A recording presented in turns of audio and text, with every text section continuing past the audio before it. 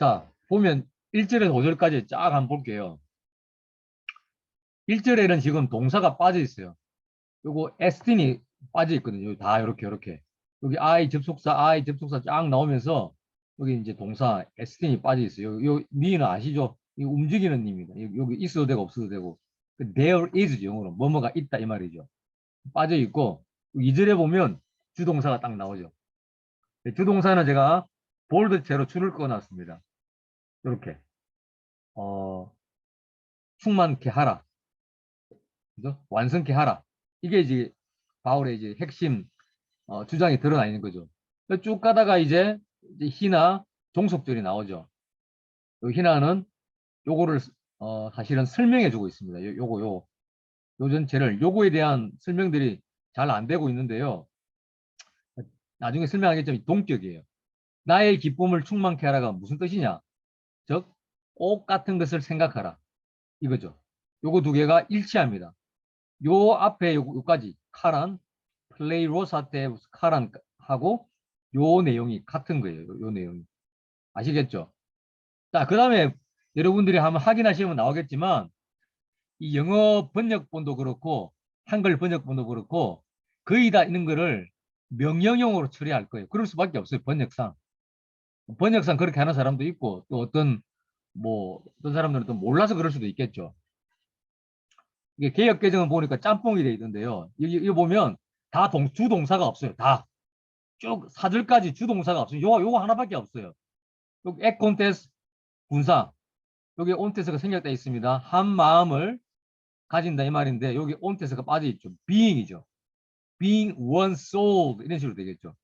빠져 있어요. 여기도 보면 빠져 있어요. 동사가 없어요. 그냥 분사로 나와요. 현재 분사로.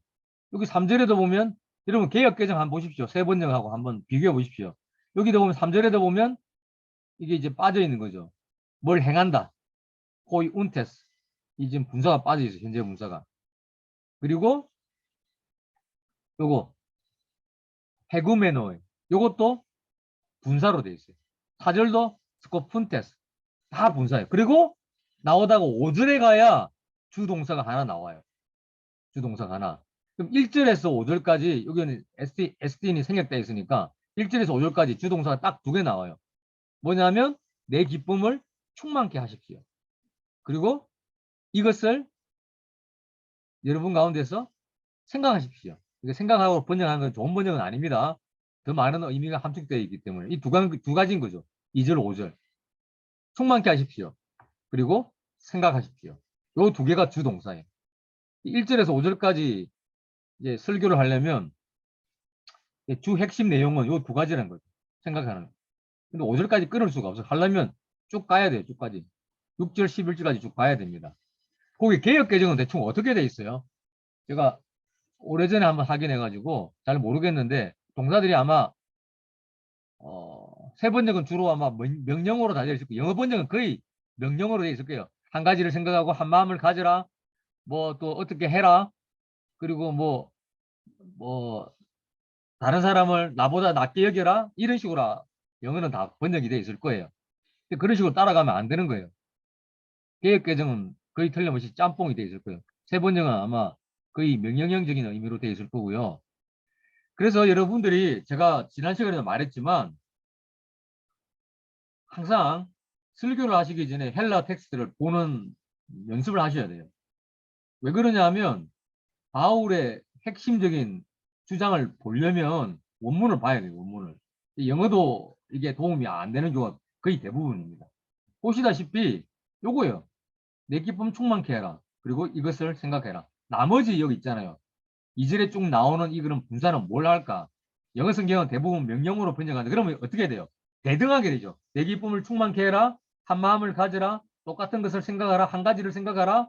나보다 남을 낮게 여기라. 다른 사람의 일들을 돌아보라 하면 전부 다 대등하게 되잖아요.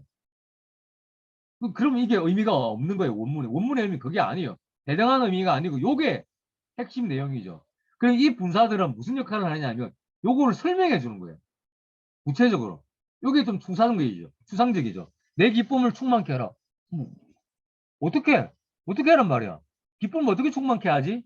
그럼 여기서 던져지는 질문은 뭐냐면 그러면 어떻게 바울의 기쁨을 충만케 할 수 있을까요? 이건 방법인 거죠. 그 충만케 하는 구체적인 방법입니다. 어떻게 바울의 기쁨을 충만케 할 것이냐. 이런 것들이 바울의 기쁨을 충만케 하는 거죠. 요거는 2절에서 4절까지 있는 분사들은 수단의 분사로 보면 좋을 것 같아요. 수단, instrumental, 뭐뭐 함으로써. 다르게 말하면 요거를 구체화해 주는 거예요. 내 기쁨을 충만케 해라. 이게 무슨 말이지? 아하, 요런 내용이다. 요런 내용이 바로 요걸 설명하고 있다. 이렇게 이해하시면 되겠습니다, 여러분. 되시겠죠? 이런 식으로 여러분이 일단 전체 구조를 한번 파악을 하시는 게 좋겠습니다. 그래서 항상 특히 명령어로 이렇게 한글 봤을 때 명령어로 쭉쭉쭉 나오면요. 이게 진짜 원문에서도 명령형이 맞을까? 이거를 헬라 본문에서 여러분이 확인하셔야 된다는 겁니다. 그래서 그 개역개정 같은 경우는 예, 이 주 동사가 아예 예. 사절로 빠지면서 뭐 같은 사랑을 가지고 마음을 품어 낮게 여기고 각각 다른 사람들의 일을 돌보아서 나의 기쁨을 충만하게 하라로 오케이. 이렇게 번역이 돼 있어요. 개역 개정이 여기서 조금 잘했네요. 왜냐하면 함으로써라는 의미가 함축이 되어 있네 보니까. 그러면서 이게 수단의 의미인 것을 은근 드러냈어요. 근데 문제는 그게 맨 마지막으로 감으로써 우리가 끝까지 읽어봐야 바울의 핵심 주장이 뭔지를 알 수가 있는 거죠. 근데 이게 원문에서를 봐야 요게 핵심 주장인 거라 바로 눈에 들어온 거죠. 야, 희한하게 이 뒷걸음질 치다가 개혁 개정이 여기서는 어, 조금 실력을 발휘했습니다. 요 부분은 아마 번역하는 분이 정신을 차렸나 봐요. 와, 근데 그러면은 이러면은 영어판이랑은 순서가 다른 건가요? 영어판은 당연히 다르게 나오겠죠. 영어는 헬라 아, 구조가 잘 드러나기 때문에 영어에서는 이게 2절이 먼저 나오겠죠. 2절 플레이로 사태가 먼저 분명히 나옵니다. 근데 세 음, 번역은 다를 거예요. 그럼 세 번역은 거의 명령어로 번역했을 거예요.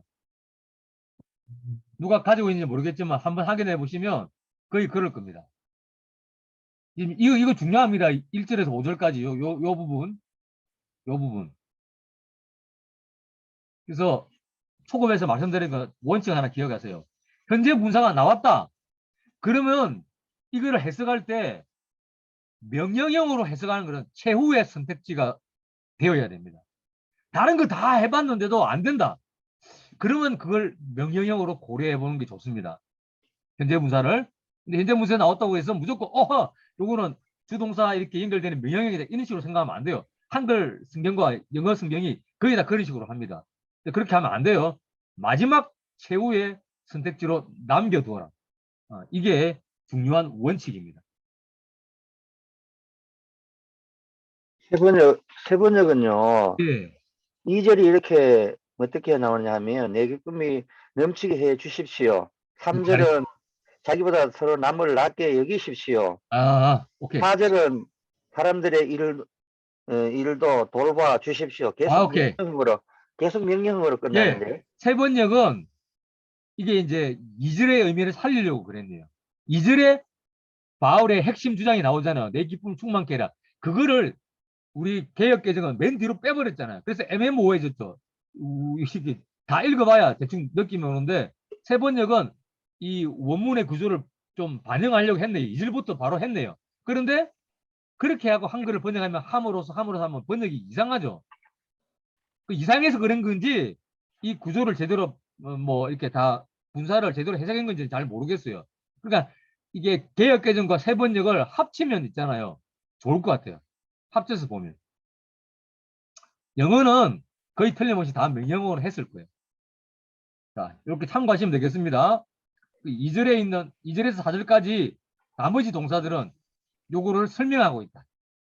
내 기쁨을 충만케 해라. 요거를 구체적으로 약간 추상적인 개념을 구체화하고 있다. 이렇게 이해하시면 되겠습니다.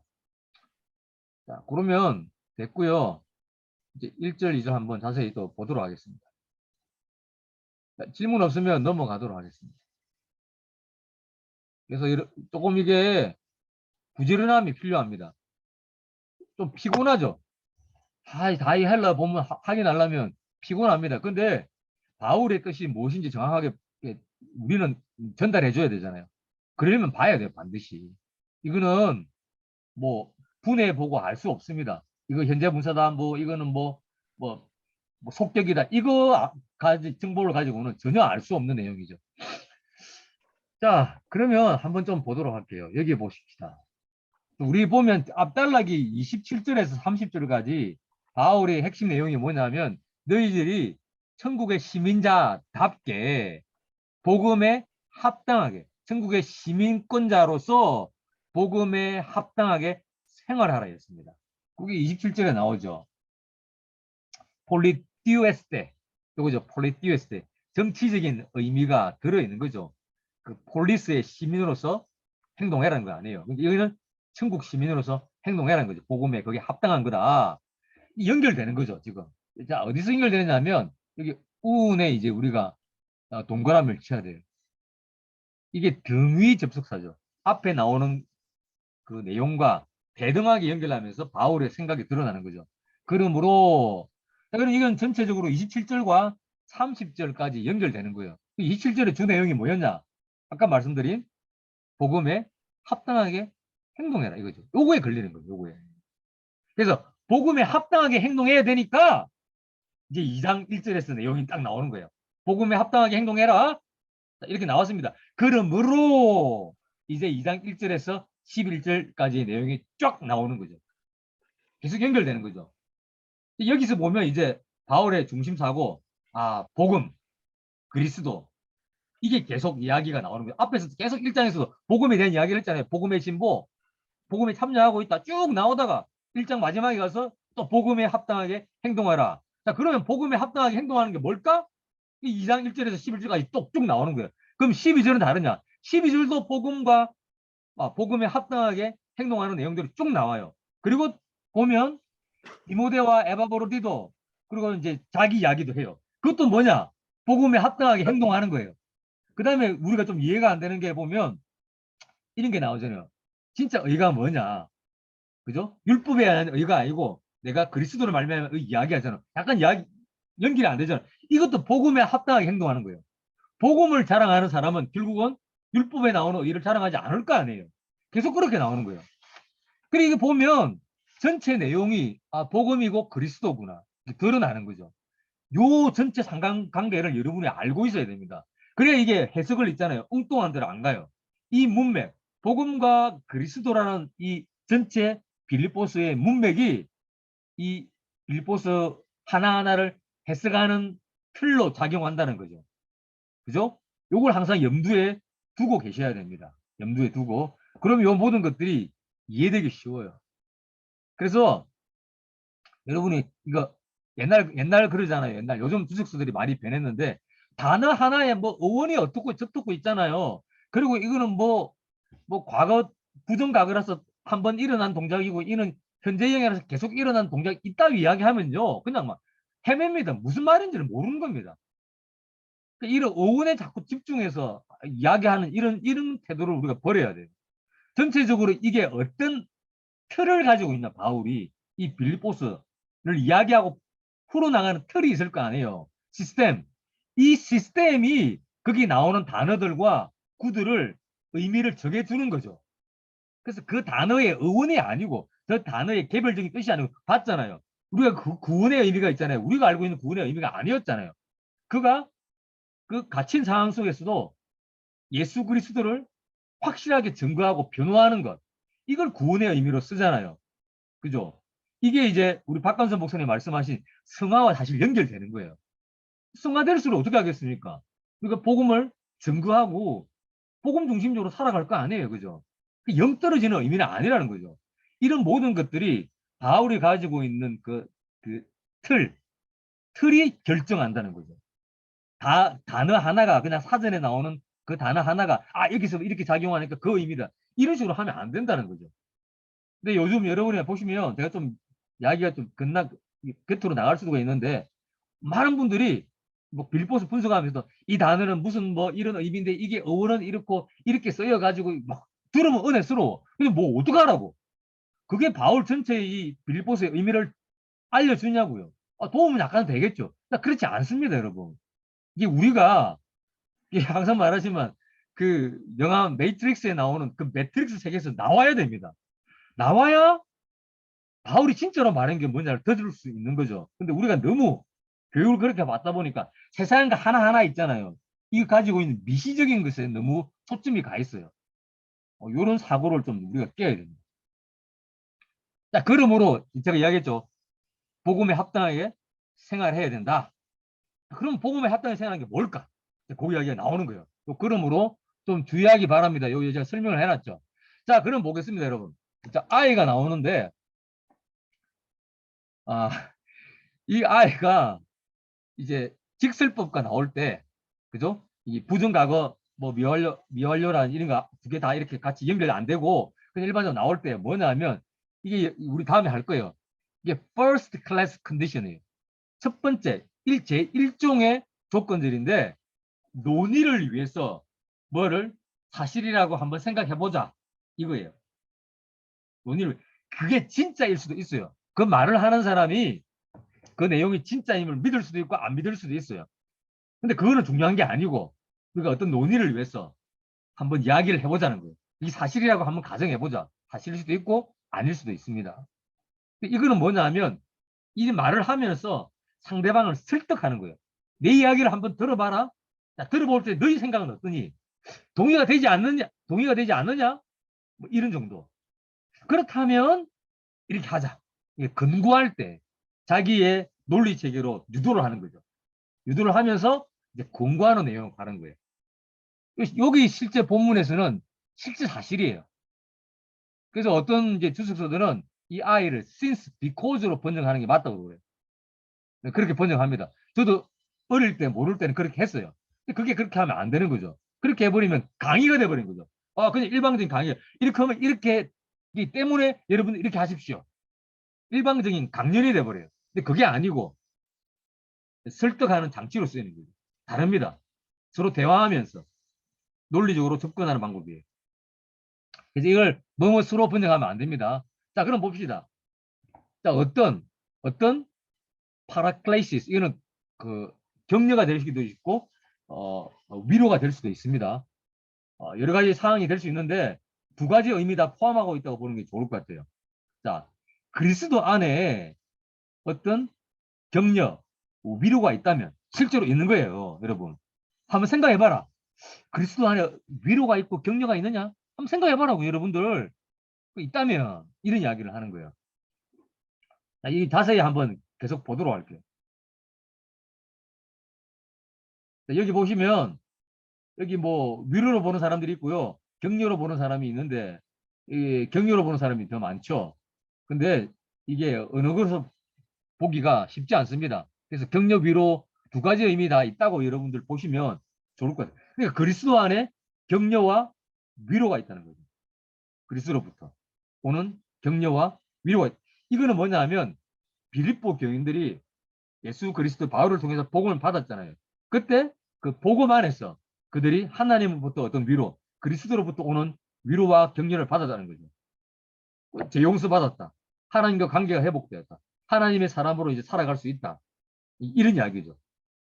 그런 복음을 받았을 때뿐만 아니라 지금 이 순간에서도 하나님께서 주는 위로가 있다는 거죠. 그리스도 안에 그리스도와 연합된 사람들 안에 그런 위로와 격려가 있다는 거. 이게 도전이에요. 지금 핍박받고 있잖아요. 물론 막 사람을 죽이고 하는 건 아니지만 지난 시간에 우리가 언급했다시피 어떤 경제적인 어려움, 그리고 예수 믿는 것으로 인한 어떤 사회적인 소원함, 멀어짐, 여러 가지 상황들이 있잖아요. 근데 이제 지금 바울이 던지는 이제 도전이 이거잖아요. 그리스도 안에 어떤 위로나 격려가 있다면 실제로 있는 거예요. 생각해봐라는 거예요. 이 사람들이 생각해봐라는 거예요. 그 뭐냐면 지금 현재 자기들이 처해져 있는 이 고난의 지평을 넘어서 보아라는 거예요. 하나님이 여러분들에게 주는 위로와 격려가 있지 않습니까? 분명히 있습니다. 이걸 생각해봐라고 지금 던지는 거예요. 그 이야기를. 그죠? 그 이야기를 지금 던지고 있는 겁니다. 이게 오늘날 우리에게도 그대로 적용될 수 있겠죠. 구체적인 여러분이 이제 좀 보시면 좋겠습니다. 그래서 제가 종합한 거를 보시면 이런 거죠. 우리는 그리스도와 연합되어 있으므로 성령을 통해서 힘든 상황 가운데서도 격려와 위로를 받게 되며 또한 그리스도인으로서 합당하게 살아가도록 위로를 받게 된다. 이게 우리가 하나님의 사랑과 하나님의 격려와 위로와 연결되어 있다는 연결고리를 잘 못 찾으면요. 우리 행동이 엇나가는 경우가 많아요. 솔직히. 솔직히 그렇습니다. 이게 계속 우리가 하나님이 연결되어 있다. 이런 마음가짐이 우리에게 확실하게 장착되어 있다면요. 우리 행동이 엇나가게 하는데 이 교동장치 역할을 합니다. 목회를 해보니까 오래는 안 했지만 그렇더라고요. 자, 두 번째 보겠습니다. 사랑의 파라미디온.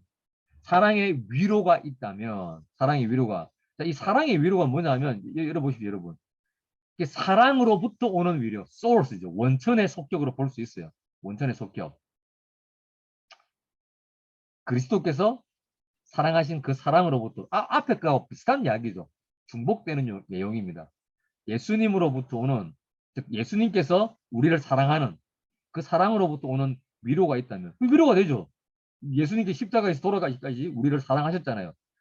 우리가 그걸 묵상해 보면 정말 위로가 되고 격려가 되잖아요. 그리고 위로가 있다면 어떻게 해야 될까요, 여러분? 이걸 던지는 거죠, 계속. 이걸 여러분이 한번 보시면 좋겠습니다.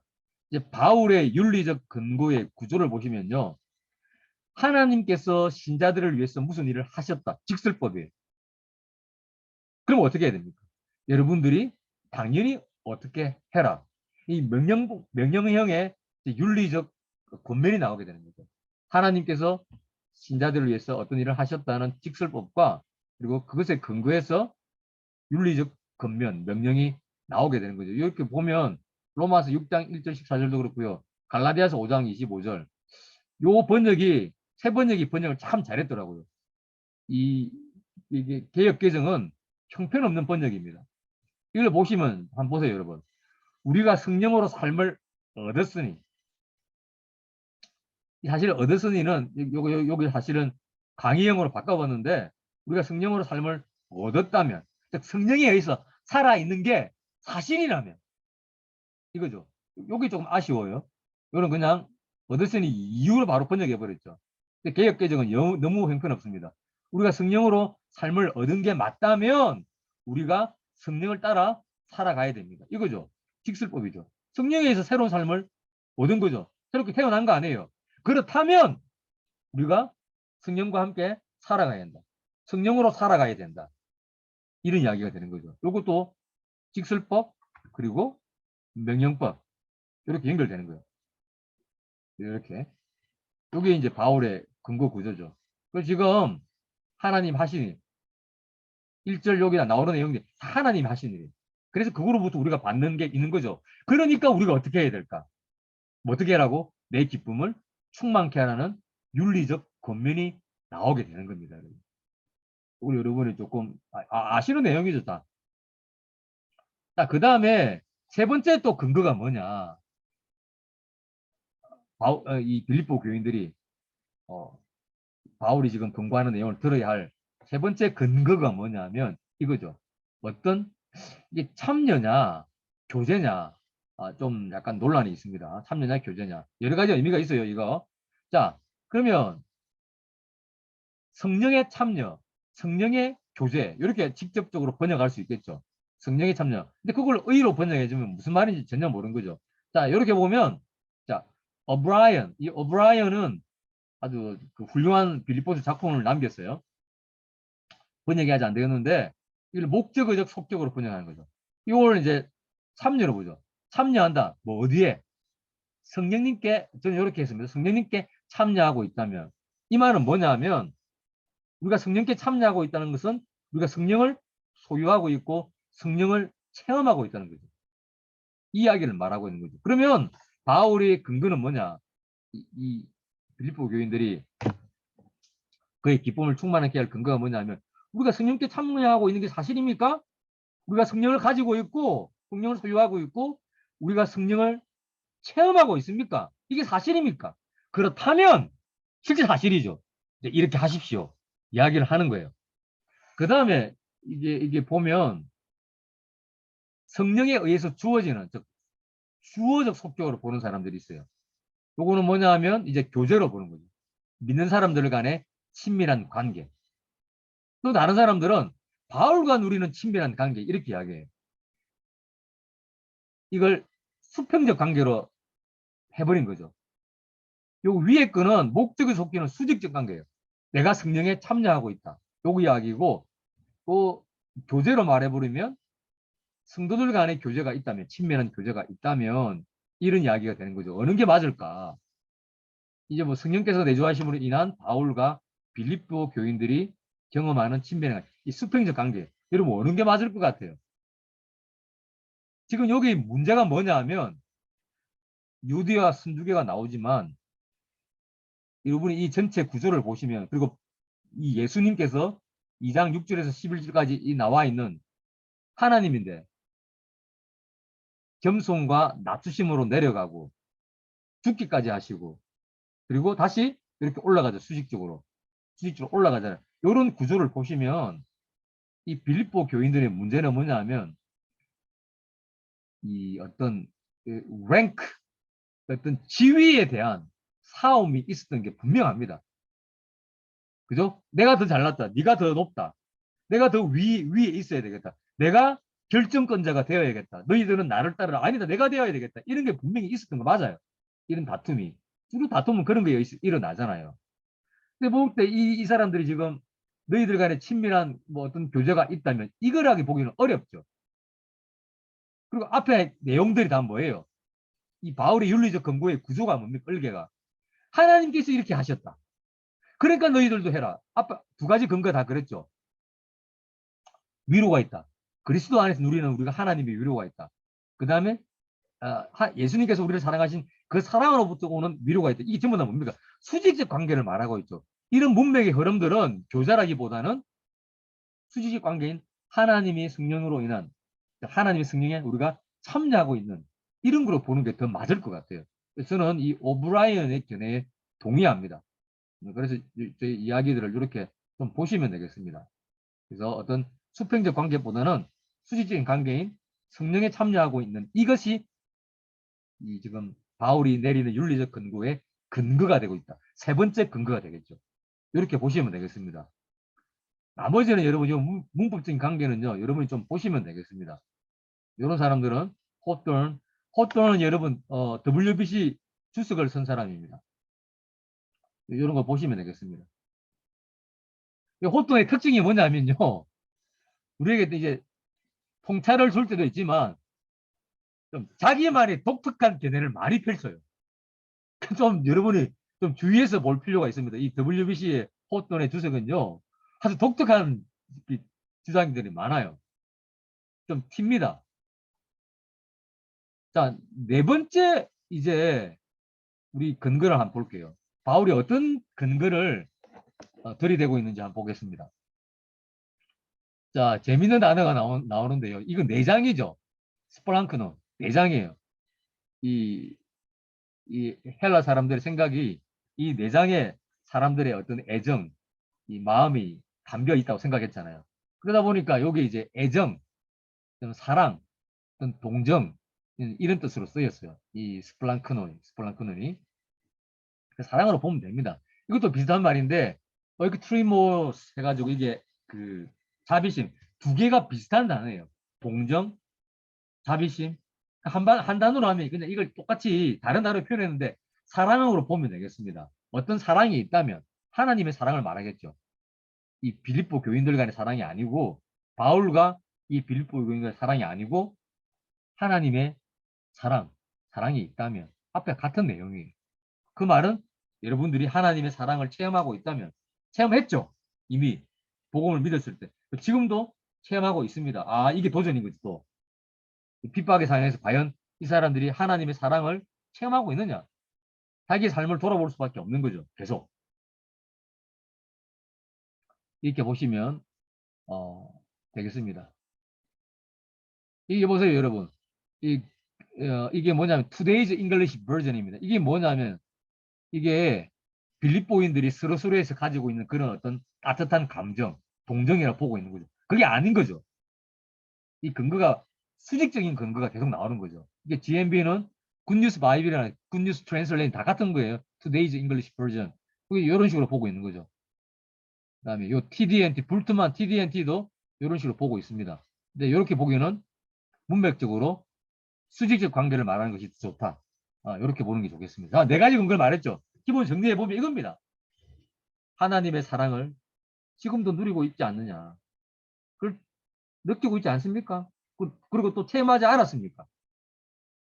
그리고 성령. 이 빼먹을 수 없는 거죠. 성령을 체험하고 있지 않습니까? 다 이걸 하나님의 사랑이라는 이 틀에서 묶을 수 있습니다. 여러분들이 하나님의 사랑을 누리고 있는 것이 맞습니까? 맞다면, 맞는 거죠, 실제. 그렇다면 어떻게 해야 될까요? 이야기를 하고 있습니다. 여러분이 종합을 여러분이 읽어보시면 되겠습니다. 자, 이게 이제 나옵니다. 이제 바울의 이제 윤리적 근거가 나오죠. 나의 기쁨을 충만케 하라. 그런데 이상하죠.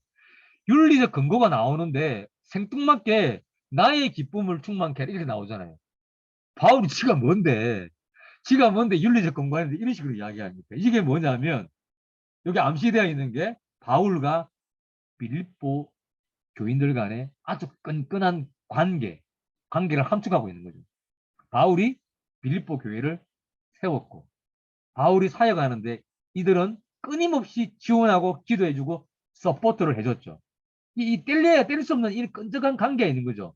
즉 바울을 위해서 그런 게 아니고 이들이 복음에 합당하게 생활하고 바울이 하나님이 기뻐하는 방향으로 나아가는 것은 결국 뭐냐면 그들과 끈적한 관계를 맺고 있는 바울의 기쁨이 더 커지는 거죠. 바울의 기쁨이 더 커지는 결국 뭡니까? 하나님의 기쁨이 되는 거죠, 이게. 그런 친밀한 관계 속에서 할 수 있는 거죠.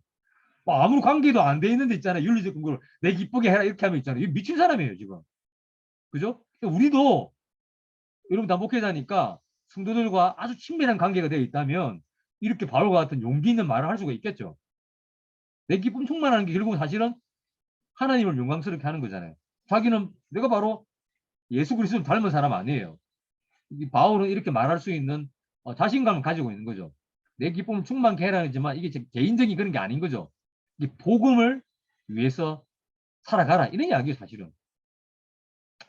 그런데 재미있는 게 여기 지금 우리가 다 안 돼 있네요. 읽어보시면 되겠습니다.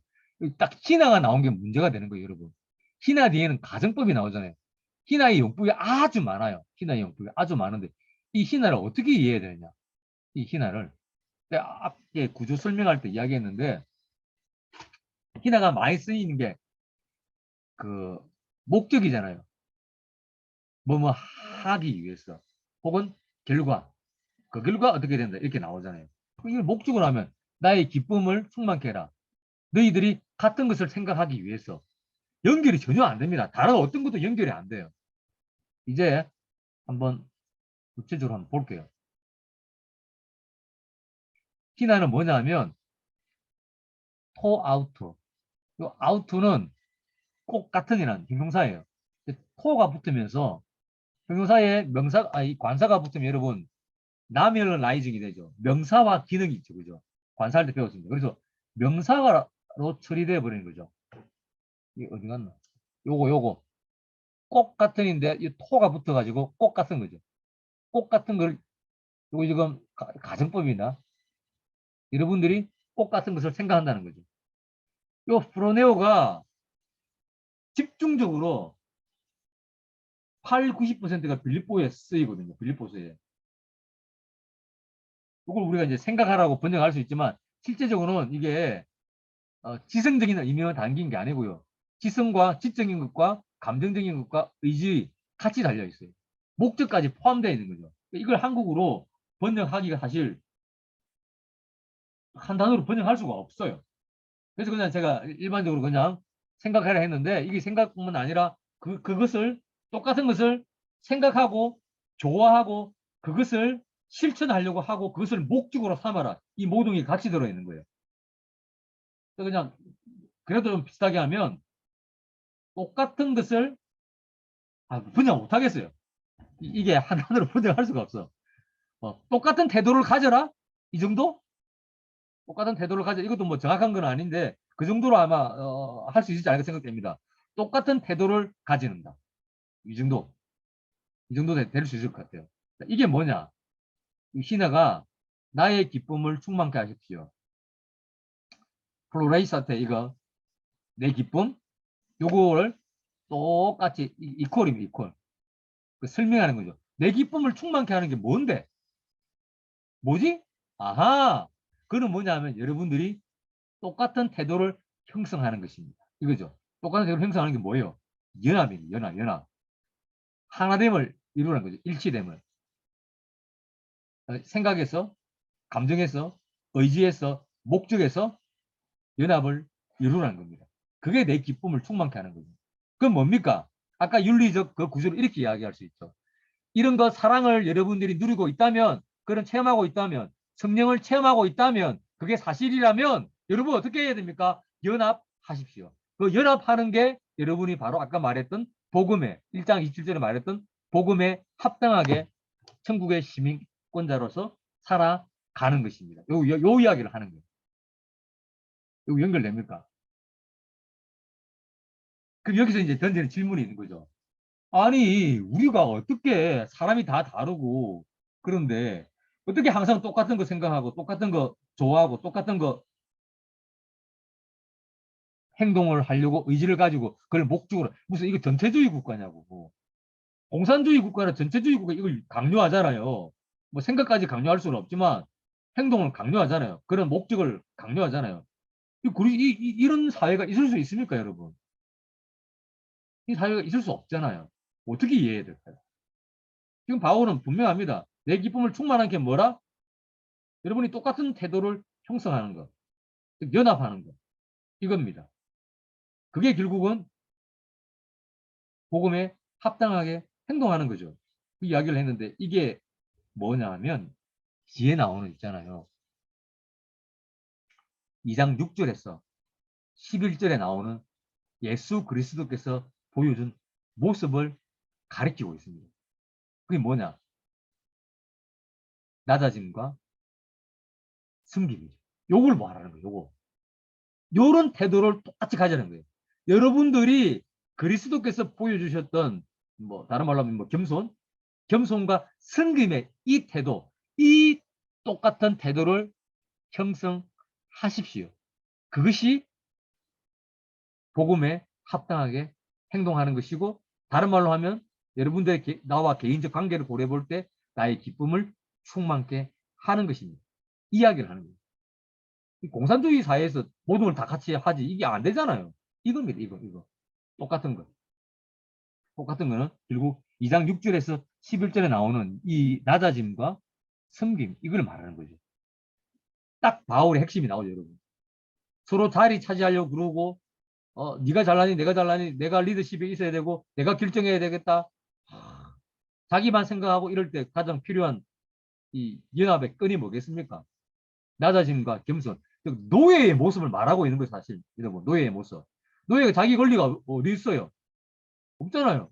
주인을 위해서 살아요. 뭐 마음대로 할 수 없잖아요. 주인이 원하면 뭐 주인이 그냥 가차없이 죽일 수도 있잖아요. 저리 가라잖아요. 쉬는 시간에 어디 있어요? 지 일 마쳐야 자기 일을 다 마쳐야 쉴 수 있잖아요. 노예의 태도를 형성하라는 이야기를 하고 있는 거죠. 와, 이거 있잖아요. 여러분 말이 됩니까? 여러분 저번에 제가 언제 말했는지 모르겠지만 이 빌립보의 상을 말해줬잖아요. 이 안토니우스와 이 옥타비아누스가 승리한 후에 브루투스를 물리친 후에 이게 전략적 요충지잖아요. 아시아에서 유럽으로 들어온 관문이잖아요. 그래서 이거를 식민 도시로 만들잖아요. 그리고 시민권을 줘요. 그죠?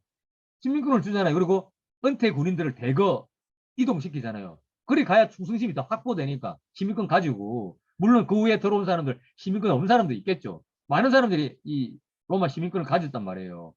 근데 이런 사람들에게 물론 노예도 있었겠지만 사람들에게 그리스도의 태도 가져가는 것은 이 문화적 충돌입니다. 그 문화에서 있잖아요. 높고 아름다운 것은 힘이잖아요. 힘. 권력이잖아요. 시민이잖아요.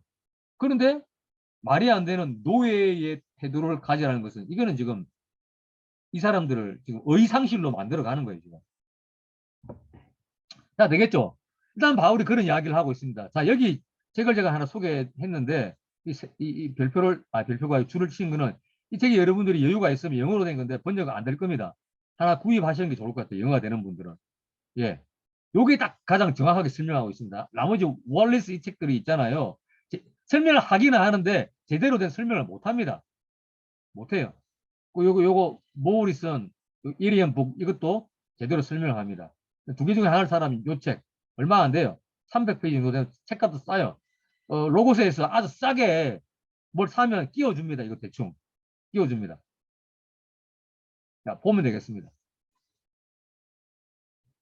자, 질문 없으면 계속 좀 가겠습니다. 자, 여기 보십시오, 여러분. 그래서 번역 안 보십시오. 오브라이언 이렇게 번역합니다. 똑같은 사랑을 가짐으로써. 왜냐하면 설명하고 있죠. 앞에 나의 기쁨을 충만케 하라. 그거 똑같은 말이죠.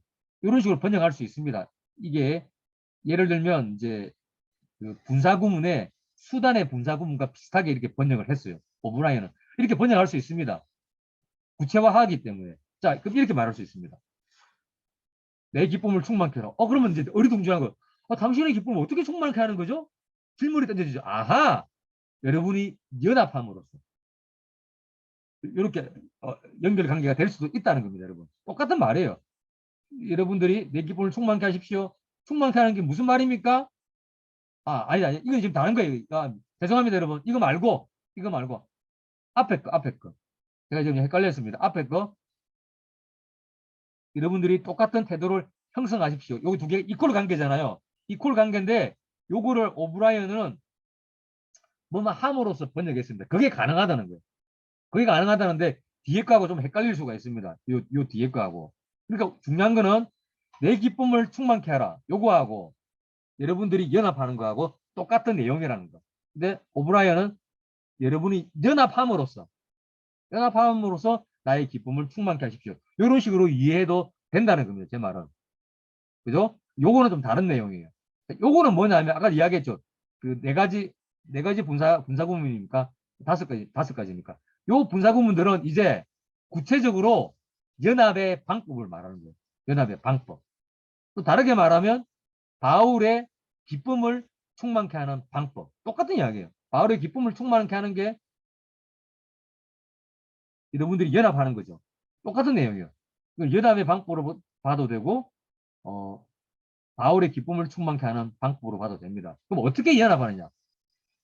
바울이 이제 그 이야기를 하는 거죠. 그 분사구문을 통해서. 세 번역에서는 다 명령어로 되어 있습니다. 똑같은 사랑을 가져라. 근데 그게 아니고 똑같은 사랑을 가짐으로써 여러분 연합할 수 있습니다. 그 말은 뭡니까? 다시 구체적으로 말하면 똑같은 사랑을 가짐으로써 여러분들이 겸손과 섬김의 태도를 가질 수 있다는 거죠. 맞습니까? 겸손과 섬김으로 가려면 똑같은 사랑을 가져야 됩니까? 예, 그렇습니다. 하나님께서 빌립보 교인들을 향해서 베풀어 주신 그 사랑이에요. 그러니까 아가페의 사랑이라고 흔히 말하잖아요. 그런 희생적인 사랑이죠. 여기서도 바로 희생의 의미가 들어있는 거죠, 지금. 하나님의 사랑에 이제 희생의 의미가 들어있잖아요, 그죠? 이 똑같은 사랑을 이야기하지만 이 바울은 사랑이라는 단어를 통해서 희생을 지금 드러내고 있는 겁니다. 똑같은 사랑을 여러분이 가짐으로써, 즉, 예수 그리스도께서 보여주셨던 그 똑같은 사랑을 여러분들 관계 속에서 가짐으로써 여러분이 연합을 이룰 수 있습니다. 요거 이야기하는 거죠. 그 다음에 우리 원문을 보면 이렇게 돼 있어요. 심스코이. 여기 분사가 빠져있죠. 형용사만 나와요. 요게 빠져있죠. 온테스. 복수 분사. 아이미의 복수 현재 분사 온테스가 빠져있어요. 그래서 뭡니까? 이 심하고 휘코스 이렇게 붙으면 이게 같은 용어를 가진다는 거예요. 같은 용어. 용어를 같이 가진다는 거죠. 이게 어원적으로 보면. 그 어원 필요 없고요. 한 마음이 된다는 거죠. 한 마음이 됨으로써. 한 마음이 됨으로써. 한 마음이 됨으로써. 이거 제가 말했죠. 전체주의 국가를 말하는 게 아닙니다. 뭐죠? 그리스도께서 보여줬던 겸손과 섬김의 한 마음을 가지는 거죠.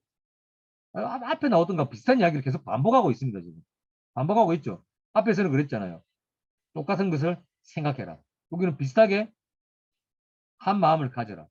이 반복은 아마도 바울이 강조하는 걸 거예요. 강조하는 거.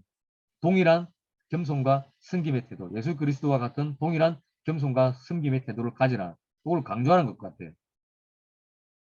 그러니까 겸손과 섬김의 태도에서 한 마음이 되어야 된다. 또 비슷한 내용이 나와요. 토, 헨, 프로눈테스. 한 가지를 생각함으로써. 똑같은 이야기죠. 심스콜.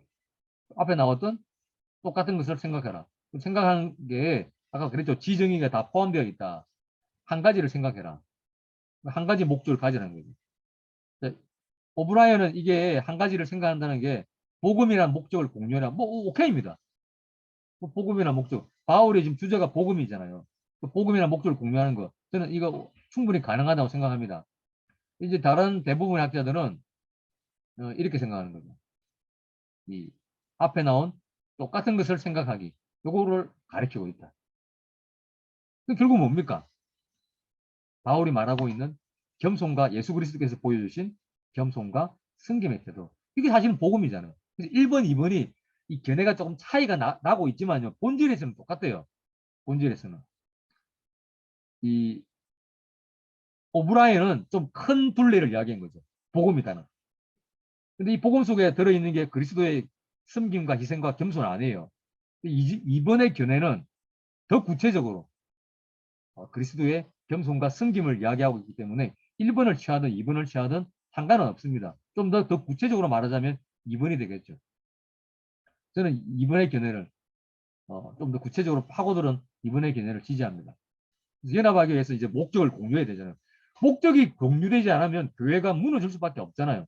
그래서 그리스도의 겸손과 섬김이라는 이 한 가지 목적을 두고 교회가 하나 되어야 된다. 그 목적을 공유해야 된다는 걸 이야기하고 있는 거예요. 결국 뭐냐? 다시 말하지만 겸손과 섬김이다.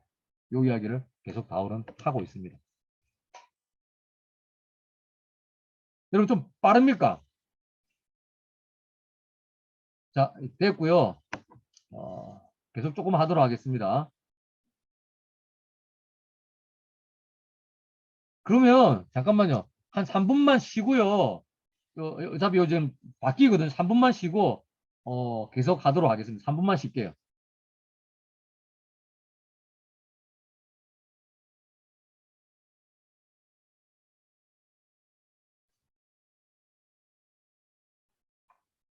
자, 보시면 총 분사가 보니까 생략된 것까지 다 합치면 6개네요. 생략된 걸 2개를 빼면 4개인데 합치면 6개가 나왔습니다. 그래서 요거 여러분이 어떻게 연합할 것인가 그것에 대한 구체적인 방법이다. 이렇게 보시면 되겠습니다. 하기 전에 여기 다시 한번 정리해 볼게요. 앞으로 나올 내용까지. 그럼 바울이 제시하는 연합의 6가지 방법이 뭐냐? 여기 보면 첫 번째가 꽃 같은 사랑을 가짐으로써 그리고 한 마음이 됨으로써 봤죠? 심스콜 꽃 같은 사랑을 가짐으로써 그리고 한 가지를 토헨 프로눈테스 토헨 프로넨테스 한 가지를 생각함으로써 이 지정이 모두 포함 그리고 이제 4번째, 5번째, 6번째를 지금 봐야 돼요. 4번째가 뭐냐면 이기적인 욕망에 따라 행동하지 않음으로써 그쵸? 연합하려면 이렇게 돼야 되죠. 저기 이기심을 버려야 되는 거죠. 그리고 5번째가 뭐냐면 서로를 더 우위에 있는 사람으로 연결을 자기가 더 낮게 있는 사람이라고 상대방이 더 높은 자리에 있는 사람이라고 생각해야 한다는 거죠. 그리고 6번째 다른 사람의 일에도 마음을 씀으로써 그 일을 돌아보는 거죠. 이렇게 연결되죠. 이게 바로 뭡니까? 이게 종의 마음이죠. 종의 마음. 자기가 더 낮은 자리에 있는 사람이죠. 상대방을 더 높은 자리에 있는 사람으로 여기는 거. 다른 사람이 종도 자기 일을 하기는 하죠. 다른 사람이 주인의 일을 끝마쳐야 되잖아요. 그 타인의 일에 마음을 쓰는 것. 이기적인 욕망.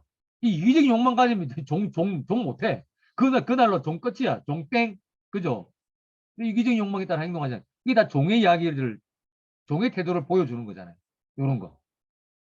요런 것들을 통해서 요걸 함으로써 빌립보 교인들이 연합할 수 있다. 라는 이야기를 하는 거죠.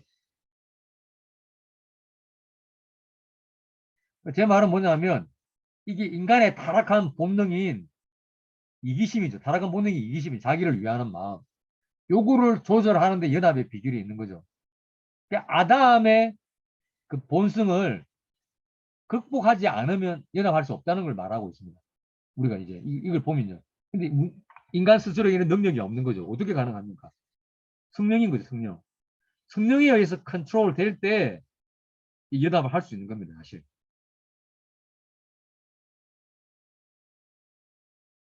그래서 보면 성령의 인도함을 받는 자들이 이 연합을 이룰 수 있는 거죠. 그러니까 뭐냐, 다른 말로 하면 종의 태도를 형성할 수 있다는 거죠. 우리가 이 사도행전 2장에 보시면요, 물건을 서로 통용하고 필요에 따라 나눠주고 서로 마음을 같이 해서 성전에 모이기를 힘쓰란다고 되어 있잖아요.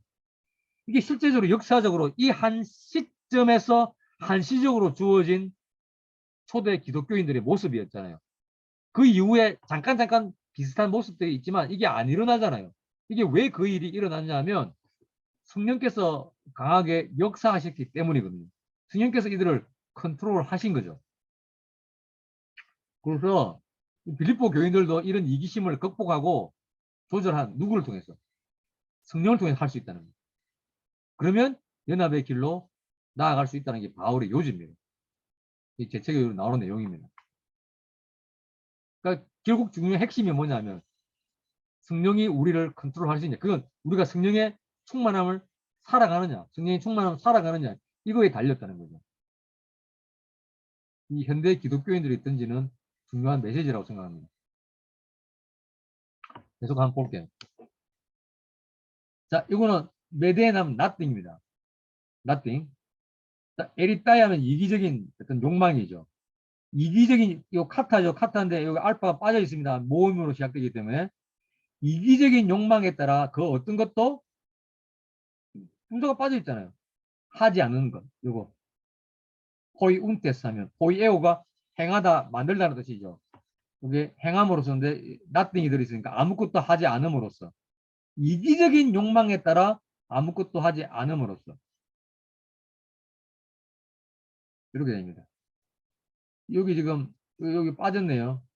여기 빠졌네. 이제 오타 났습니다. 자, 그 다음에 뭡니까? 캐노독시 하면 이는 어원은 헛된 영광이죠. 헛된 영광에 따라 아무것도 하지 않음으로써. 이게 뭐냐면 자기가 실제로 이렇게밖에 안 되는데 부풀려서 생각하는, 부풀려서 생각하는 거예요. 이런 뜻이 있어요. 자, 제일 좋은 거는 요겁니다. 여러 가지 뜻이 있지만 요거요. 영광을 위해서 영광을 가지려고 헛된 갈망을 가지는 거예요. 영광의 자리를 차지하기 위해서 헛된 갈망을 가지는 것. 요게 헤롯독시야입니다. 헤롯독시야. 그럼 이렇게 어떻게 할까요? 영광의 자리를 차지하려고, 높은 자리를 차지하려고 헛된 갈망을 가지고 있죠. 그러면 어떻게 해요? 상대방이 눈에 안 보이잖아요. 상대방을 막 치는 거예요. 치고 상대방을 낮추고 자기를 계속 높이게 하려고 하겠죠. 그는 헤롯독시야. 영광에 대한 헛된 갈망에 따라 행동하지 않음으로써 연합할 수 있다는 거예요. 자, 그 다음에 어떻게 합니까? 대조가 나오죠. 이렇게 하지 않고 이제 어떻게 합니까? 오히려 어떻게? 요 알라를 그러나 보다는 오히려를 분양하는 게 좋겠습니다. 오히려 어떻게? 타파이노 프로시네. 겸손이죠. 겸손의 마음으로. 다른 말로 하면 겸손하게. 알렐루스. 스로스로를 어떻게 합니까? 헤게오마이죠. 헤게오마이. 여기다 이 말이에요. 근데 이제 분사로 돼 있죠. 여김으로써. 스로스로를 겸손한 마음으로 여김으로써. 어떻게 여깁니까? 스로스로를 어떻게 여깁니까? 자기 자신들보다 더 뛰어나다고. 히페로 콘타스. 이게 뭐냐면 더 우위에 있다. 또는 탁월하다. 더 낫다는 뜻이거든요. 자기보다 위에, 요거 지금 제기대명사죠. 자신들보다 더 위에 있다고 서로서로를 여김으로써. 이러죠. 여기는 하지 않음으로써. 요거는 여김으로써. 어떻게 여기라? 서로서로를 자신들보다 더 위에 있다고 여김으로써 겸손한 마음으로. 되겠죠? 요게 연합의 방법이라는 거예요. 요건 여러분이 읽어보시면 되겠고 계속 그 종의 태도를 말하고 있는 겁니다. 여러분이 읽어보시면 되겠습니다. 요거 여러분이 그냥 보면 되겠습니다. 설명해 놓은 거예요. 자, 그 다음에 또 한번 볼게요.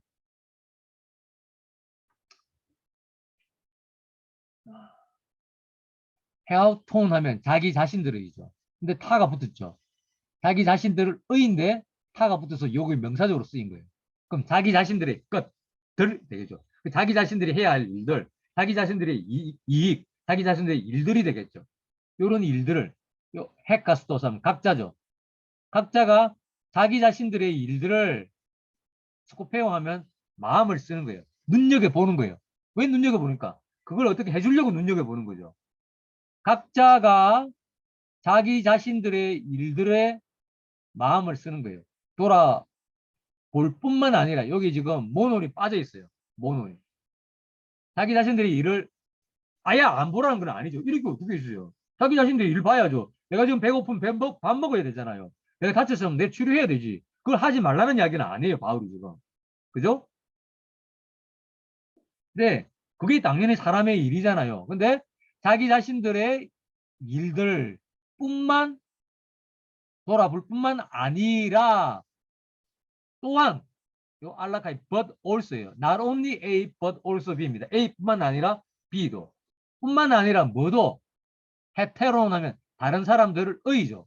근데 타가 붙어서 관사 복수가 중성 복수가 붙어서 명사화 되죠. 다른 사람들의 일들도 각자 돌아봄으로써 이렇게 된 거죠. 여기 스코푼테스가 빠져 있죠. 요 스코푼테스가 여기도 걸리고 요 뒤에도 걸리고 다 걸린 거예요. 아시겠죠? 각자는 자기 자신들의 일을 돌볼 뿐만 아니라 이건 당연한 거죠. 그러나 뿐만 아니라 다른 사람들의 일도 돌아봄으로써 그 다른 사람들의 일들에도 마음을 씀으로써 이게 뭡니까? 다른 사람의 일에 마음을 우리는 안 쓰게 돼 있잖아요. 우리의 본능은 자기만 생각하잖아요. 다른 사람이 생각 안 하잖아요. 근데 다른 사람의 일도 돌아봐라. 그럼으로써 우리가 연합을 이룰 수 있다는 것을 바울이 이야기하고 있는 거죠. 재미있는 거는 요거는 단수죠. 이 이치가 영어에서 단수 취급하잖아. 단수로 써요. 거의 뭐 대부분 다 절대 다수가 단수를 쓰는데 여기는 또 복수가 와 있잖아요. 얘가 이게 주석가들은 강조의 의미로 이게 용법에 어긋나는 거예요. 근데 복수로 쓴 거는 여기서 이제 강조하기 위해서 다른 사람들의 일을 돌보는 거를 강조하기 위해서 그랬다. 꼭 그럽니다. 근데 참고하세요. 뭐 중요한 건 아닙니다. 요거 되겠죠. 그래서 공동체가 굳건히 쓰고 연합하기 위해서는 이런 거 있잖아요. 다른 사람들이 일을 돌아볼 때 가능하죠. 뻔한 거 아닙니까? 계속 좀 보겠습니다. 제가 좋아하는 본문이 아직도 안 나왔습니다. 자, 그 다음에 슬슬 나옵니다. 자, 여러분, 요게 여러분이 지금 연필을 가지고 있거나 뭘 가지고 있으면 요거를 지금 빨간색으로 칠을 해야 됩니다. 빨간색으로 칠해야 돼요. 그리스도 예수. 이걸 빨간색으로 칠을 해야 돼요. 빨간색으로 꼭 칠하세요. 여기 빌립보서의 핵심 주제를 하나로 나타낼 수 있습니다. 복음 또는 예수 그리스도. 근데 재미있는 거는 여러분, 그 헬라어 원문 한번 보세요, 여러분. 원문을 보시면 2장 5절 끝에 6절 시작하는 원문 보세요. 6절. 여기 지금 안 나와 있는데 6절 원문 보세요. 뭐로 시작됩니까? 관계되면서 호스로 시작되죠. 이 호스가 뭐예요? 그리스도 예수에 대한 정보를 제공하잖아요. 예수 그리스도가 결국 어떤 분이다? 어떤 분이다 정보를 제공하는데 이거 보세요. 사실적으로 6절에서 11절까지 이 그리스도에 대한 정보예요. 그러니까 그리스도 예수 딱 나와놓고 관계대명사로 수식을 하잖아요. 이 수식하는 내용 전체가 6절에서 11절 보다 정확하게 말하면 11절까지 연결됩니다. 엄청난 내용이 엄청나게 많은 내용이 지금 호수에 담겨 있는 거죠. 뭡니까? 강조하고 있는 거죠. 트럭에다 짐을 엄청 실었어요. 이 관계되면서 호수가 예수 그리스도를 받아주는 거잖아요. 이 관계되면서 호수에 실린 내용 보세요. 6절, 7절, 8절, 9절, 10절, 11절 의미적으로 10절, 11절까지 다 연결됩니다. 덤프뜨르게 한가득 다 신어난 거예요. 왜 그랬을까요? 바울이 지금 강조하는 거예요. 예수 그리스도를. 이만큼 많은 정보를 제공함으로써 예수 그리스도가 엄청 중요하다는 것을 바울이 나타내고 있는 거죠. 요거에다가 빨간색 여러분이 칠하셔야 됩니다. 저 책으로 보면 이렇게 빨간색으로 제가 색연표를 해놨어요. 자, 이렇게 보시면 되겠습니다. 자, 이게 뭐냐면, 자, 여러분, 이것을 생각하십시오. 이런 태도를 형성하십시오. and 휘민, 여러분 가운데서, 여러분의 상호 관계 가운데서 이러한 태도를 형성하십시오. 이런 태도는 뭡니까? 앞에 나왔던 2장 1절에서 4절까지의 내용이죠. 핵심 뭡니까? 겸손과 승김이죠. 2장 6절에서 11절까지 똑같아요. 2장 1절에서 4절까지의 내용이 2장 6절에서 11절 내용하고 사실 똑같은 내용이에요, 여러분. 논리적으로. 학자들은 좀 다툼이 있습니다. 이게 2장 1절에서 4절의 내용이다. 또 어떤 학자들은 6절에서 11절의 내용이다. 뭐 따져보더라도 사실 결론은 똑같아요. 같은 내용이에요. 뭡니까? 겸손과 섬김. 이야기를 하는 거거든요. 뭐 학자들의 다툼이 있다는 거는 여러분이 그냥 참고하시면 되겠습니다. 그러니까 뭐냐면 투투는 지시대명사로서 앞에 있는 내용을 가르치기도 하죠. 그걸 에너포릭이라고 그러죠. 뒤에 있는 내용을 가르치기도 합니다. 캐터포릭이죠. 에너포릭이 용법이 훨씬 많아요. 캐터포릭은 예외적으로 있습니다. 그러면 일반적으로 뭐 1번으로 보는 게 맞겠지만 2번으로 본다고 해도 아무 문제 안 됩니다. 왜? 동일한 내용을 가르치고 있습니다. 겸손과 승계. 이걸 말하고 있습니다. 이런 태도를 여러분 가운데서 형성하십시오. 바울이 말하고 있는 거죠. 근데 뒤에 내용을 보면 이거죠. 요 카인은 또한입니다. 예수 그리스도 안에서도 있었던 태도. 이거 수식하죠. 예수 그리스도 안에서 있었던 태도. 이 관계대명사입니다. 태도. 요거를 형성하십시오. 요거에는 약간 해석의 논쟁이 좀 있습니다. 조금 간단하게 한번 보도록 하겠습니다. 또 개역개정 세 번역은 어떻게 번역했는지 좀 궁금하네요. 한번 누가 읽어주시면 좋겠습니다.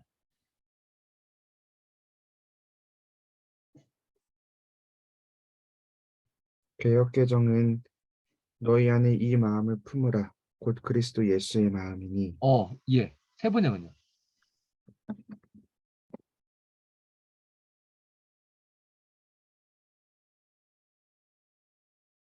이거 한번 세 번역은 없나요?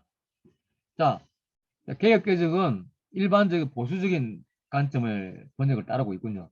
즉, 직역을 하면 그리스도 예수 안에도 있었던 그 태도를 여러분이 형성하십시오. 이렇게 합니다. 직역을 하면 그리스도 예수 안에서도 똑같이 있어도 그게 뭡니까? 겸손과 성김이죠. 이런 태도를 여러분이 형성하십시오. 요 이야기예요. 요 이야기.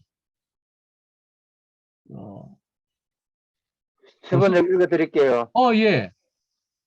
여러분 안에 이 마음을 품으십시오. 그것은 곧 그리스도 예수의 마음이기도 합니다. 뭐 똑같네요.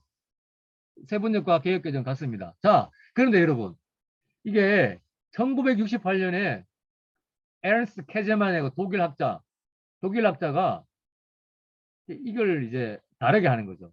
이 엔 그리스도 예수 그리스도와 연합해 있다는 이런 신학적 개념으로 바울이 주로 사용하는 연합의 개념으로 이해를 합니다. 그럼 번역이 그렇게 안 되는 거예요. 어떻게 번역이 되느냐면 읽어보면 돼요. 이걸 예수 그리스도와 연합한 자로서 여러분들이 생각하는 그 태도를 가지십시오.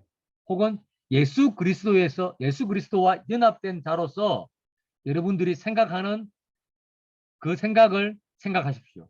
이렇게 번역합니다. 요게 일반 보수적인 관점에는요. 요게 이제 요 애인이 빠져 있다고 생각하는 거죠. 요거로 말하면 was 그리스도 안에 있었던. 근데 이제 케제만을 따른 사람들은 여기 프로나이트가 빠져 있다고 생각하는 거죠. 여기도 프로나이트, 여기도 프로나이트. 구조적으로 여기 더 잘 어울려요. 예수 그리스도 안에서 여러분이 생각하는 그것을 생각하십시오. 구조적으로 잘 어울려요. 근데 보수적인 번역은 그리스도 안에 있었던, 즉 예수 그리스도께서 성육하시고 십자가에 돌아가셨을 때 있었던 바로 그것을 생각하십시오. 요 대꾸에서는 잘 안 어울려요. 근데 이 케제만 파의 해석은 좀 약간 이상하죠. 예수 그리스도 안에서 여러분이 생각하는 거 이미 생각하고 있어. 그걸 생각하십시오. 이렇게 말하는 거예요. 조금 연결이 매끄럽지가 않습니다. 그래서 이제 이 사람들은 어떻게 번역을 하냐면 생각하는 게 아니고 당연히 생각하니까 they를 넣어요. 여러분이 예수 그리스도와 연합한 자로서 당연히 생각해야 할 게 있는데 그거를 생각하십시오. 이렇게 이게 추가적인 설명이 들어가요. 어떤 게 더 맞을까? 저는 이제 요거를 지지하죠. 요걸 윤리적 해석이라 그럽니다. 두 번째를 캐리그마. 이게 뭐냐면 쉬운 말로 하면 2장 6절에서 11절은 예수 그리스도의 독특한 복음 사건이다. 그 복음을 지금 이야기하고 있다는 거죠. 이 교리적인 이야기, 교리적인 이야기. 예수 그리스도의 복음을 선포하는 내용이다. 그건 예수 그리스도의 사건이지. 그걸 우리가 어떻게 따라하느냐? 우리가 어떻게 성육신하고 우리가 어떻게 십자가에 죽느냐? 아 그리고 그 10절, 11절에 보면 모든 이름 위에 가장 뛰어난 이름 그거 우리가 어떻게 되느냐? 아니라는 거죠. 독특한 복음적인 사건이다. 그리고 이 빌립보 교인들이 이 복음을 믿고 예수 그리스도와 연합됐다. 그러니까 이 빌립보 교인들아 너희들은 예수 그리스도와 연합되어 있는 자로서 이런 태도를 따라가라 이야기를 하는 거예요. 이 캐리그마적 해석이라고 그래요. 어떻습니까 여러분?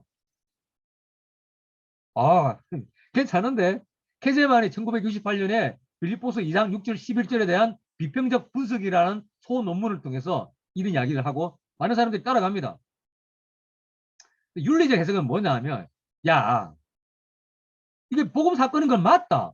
그러나 그걸 우리가 그대로 다 해야 하는 게 아니고 그 속에 있는 예수 그리스도의 정신을 말하는 거야. 우리가 어떻게 성육신하고 우리가 어떻게 십자가에 지고 아니지 당연히. 그게 뭐냐? 겸손과 섬김의 태도를 예수님께서 위대한 모범으로서 보여준 거 아니냐? 그러니까 그런 걸 모범으로 삼아서 우리가 그 태도를 따라 살아야 하는 윤리적 근거로 보는 거죠. 그럼 10절과 11절의 내용. 야, 그거 당연히 우리가 그렇게 승계하는 게 아니지. 하나님께서 우리가 그런 삶을 살아갈 때 나중에 하나님께서 우리를 그렇게 높여주신다. 겸손한 자의 삶을 살았을 때 하나님께서 높여주신다든지 뭘 우리에게 가장 높은 이름을 그런 건 아니지. 그죠? 그러니까 비유적 의미로 이해하는 거죠. 그 사건은 맞는데 그 모든 걸 우리에게 적용하는 게 아니고 그 비유적인 것이 우리에게 적용된다. 이 이야기를 하는 거예요. 비슷한 이야기예요. 학자들은 이런 거로 막 싸워. 짜증나는 이야기잖아요, 사실. 근데 두 가지 다 있다고 생각하는 사람도 있어요. 근데 두 가지 다 있다고 보는 게 맞아요, 사실은. 근데 이제 문법적으로 본다면 1번이 좀 더 맞는 것 같고 이 두 가지가 분리되지 않죠. 당연히 캐리그마지. 그 캐리그마 속에서 우리에게 적용되는 가르침이 있는 거 아니에요. 이 글을 대립적으로 보지 마시고 두 가지가 다 있다. 근데 문법적으로 보자면 1번이 좀 더 맞다. 이렇게 이제 보는 거죠. 이런 전문가들은 이런 싸움들을 합니다. 뭐가 중요합니까 이게? 캐리거마가 있다 하더라도 당연히 우리의 모범이 되는 거고요. 근데 사실 보면요, 이 윤리가 더 맞아요. 아까도 이야기했지만 좀 있다 보면 2장 19절에서 디모데와 에바브로디도가 예수님의 모범을 따랐던 사람의 모습으로 나와요. 바울도 그렇게 따라간다. 이런 어떤 이 논리의 흐름을 보면 이 윤리적 해석이 사실은 더 맞는 것 같아요. 그렇지만 이 캐리그마를 무시할 수 없죠. 당연히 이거는 복음의 독특한 사건은 맞잖아요. 그래서 문법적으로 그리고 바울의 전체적인 논리 구조를 보면 윤리적 해석이 맞지만 캐리그마 해석을 배제하고 우리는 이해할 수 없다는 겁니다. 두 가지를 같이 보면 됩니다. 복잡한 이야기인데요. 제가 그냥 간단히 말로 정리해 드린 겁니다. 읽어보시면 여러분 머리 복잡합니다.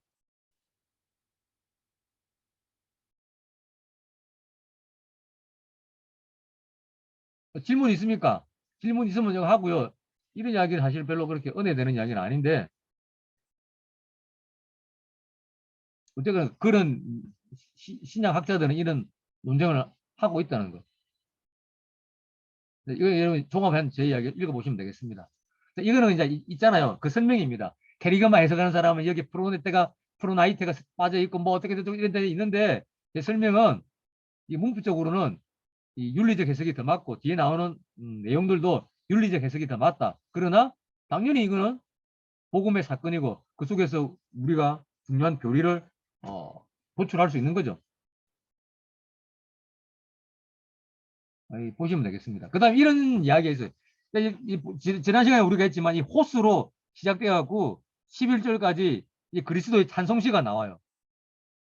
흔히 사실 그리스도 이 헬라에서 이 호수로 시가 나오잖아요. 시가 나오는데 여기는 다행히 선행사가 있습니다. 그리스도 예수라고 2장 5절에 선행사가 나와 있죠. 근데 이걸 이제 또 논쟁이 있어요. 바울이 썼다, 바울이 안 썼다. 캐제만은 당연히 바울이 안 썼다고 그래요. 이 바울이 안 썼다고 이야기하고 랄프 마틴도 바울이 안 썼다고 그래요. 헨슨도 바울이 안 썼다. 필러 카멘트리 헨슨도 바울이 안 썼다고 생각합니다. 바울이 썼다고 생각하는 사람 좀 많이 보수적인 사람들. 헨슨도 보수적인 사람이에요. 근데 뭐 이렇게 있죠. 근데 몰라요. 이거 사실 누가 산지 어떻게 알아? 아무도 모릅니다. 그래 중요한 거는 이 빌립보스 본문에 들어있고 우리의 정경의 범주 속에 들어있잖아요. 당연히 이거는 바울이 쓴지 안 쓴지 알 수 없지만 우리가 당연히 영감된 성령의 작품으로 영감되는 거고 사실 성령이 저자가 맞잖아요. 성령의 작품으로 보는 게 맞습니다.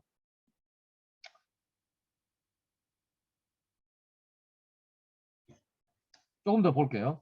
자, 6절, 11절 구조 분석을 한번 보겠습니다. 자, 보면요.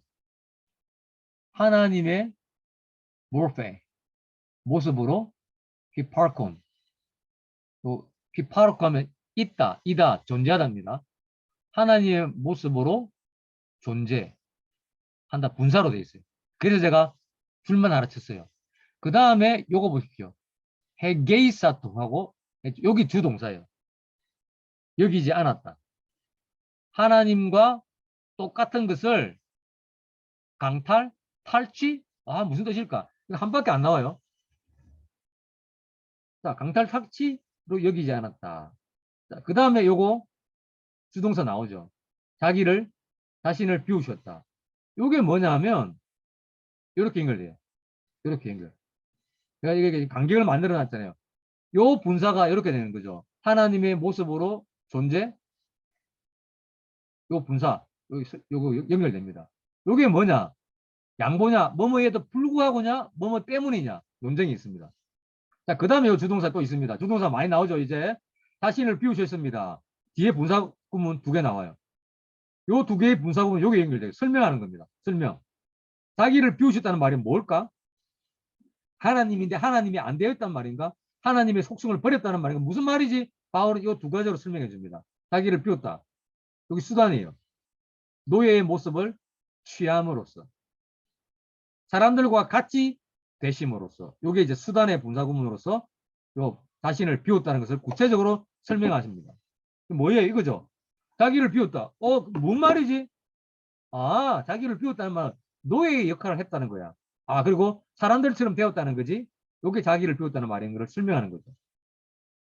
그 다음에 요 분사는 요 주동사에 연결돼요. 자기 자신을 놔두셨다. 요거가 연결돼요. 요거는 어떻게 하냐면 시간이에요. 사람의 모양으로 나타나셨을 때, 즉 성육신의 상태를 설명하는 거죠. 성육신이 되었을 때 어떻게 하셨다? 자기 자신을 낮추셨다. 이거예요. 이렇게 연결됩니다. 이렇게 구조적으로. 자, 그 다음에 또 분사죠. 순종하셨다. 죽기까지.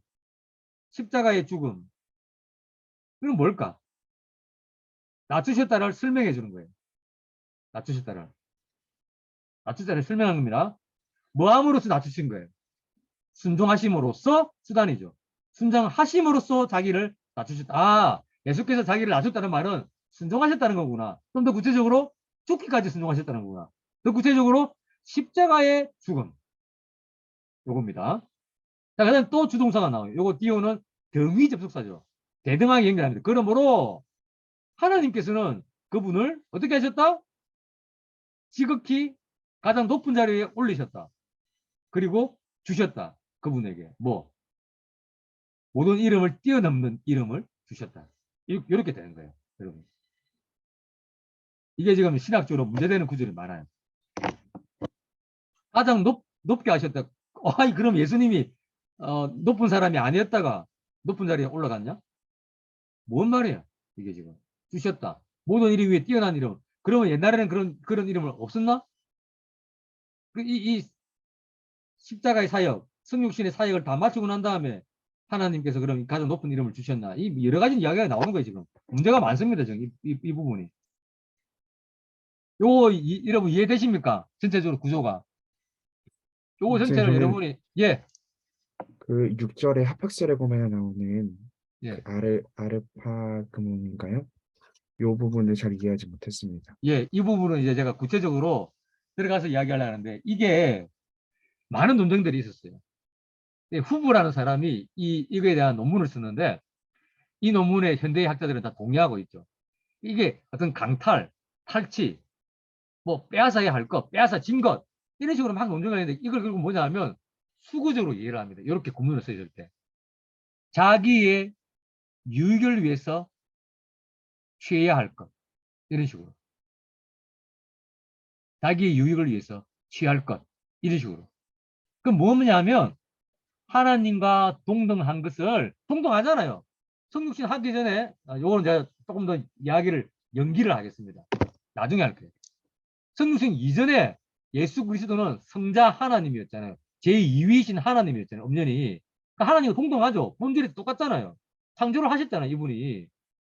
그죠? 창조자 역할을 하셨잖아요. 그러면 하나님과 동등된 것을 자기의 유익을 위해서 취할 것으로 여기지 않았다는 거죠. 뭔 말이에요, 이거? 하나님과 동등된 것. 하나님인 거죠.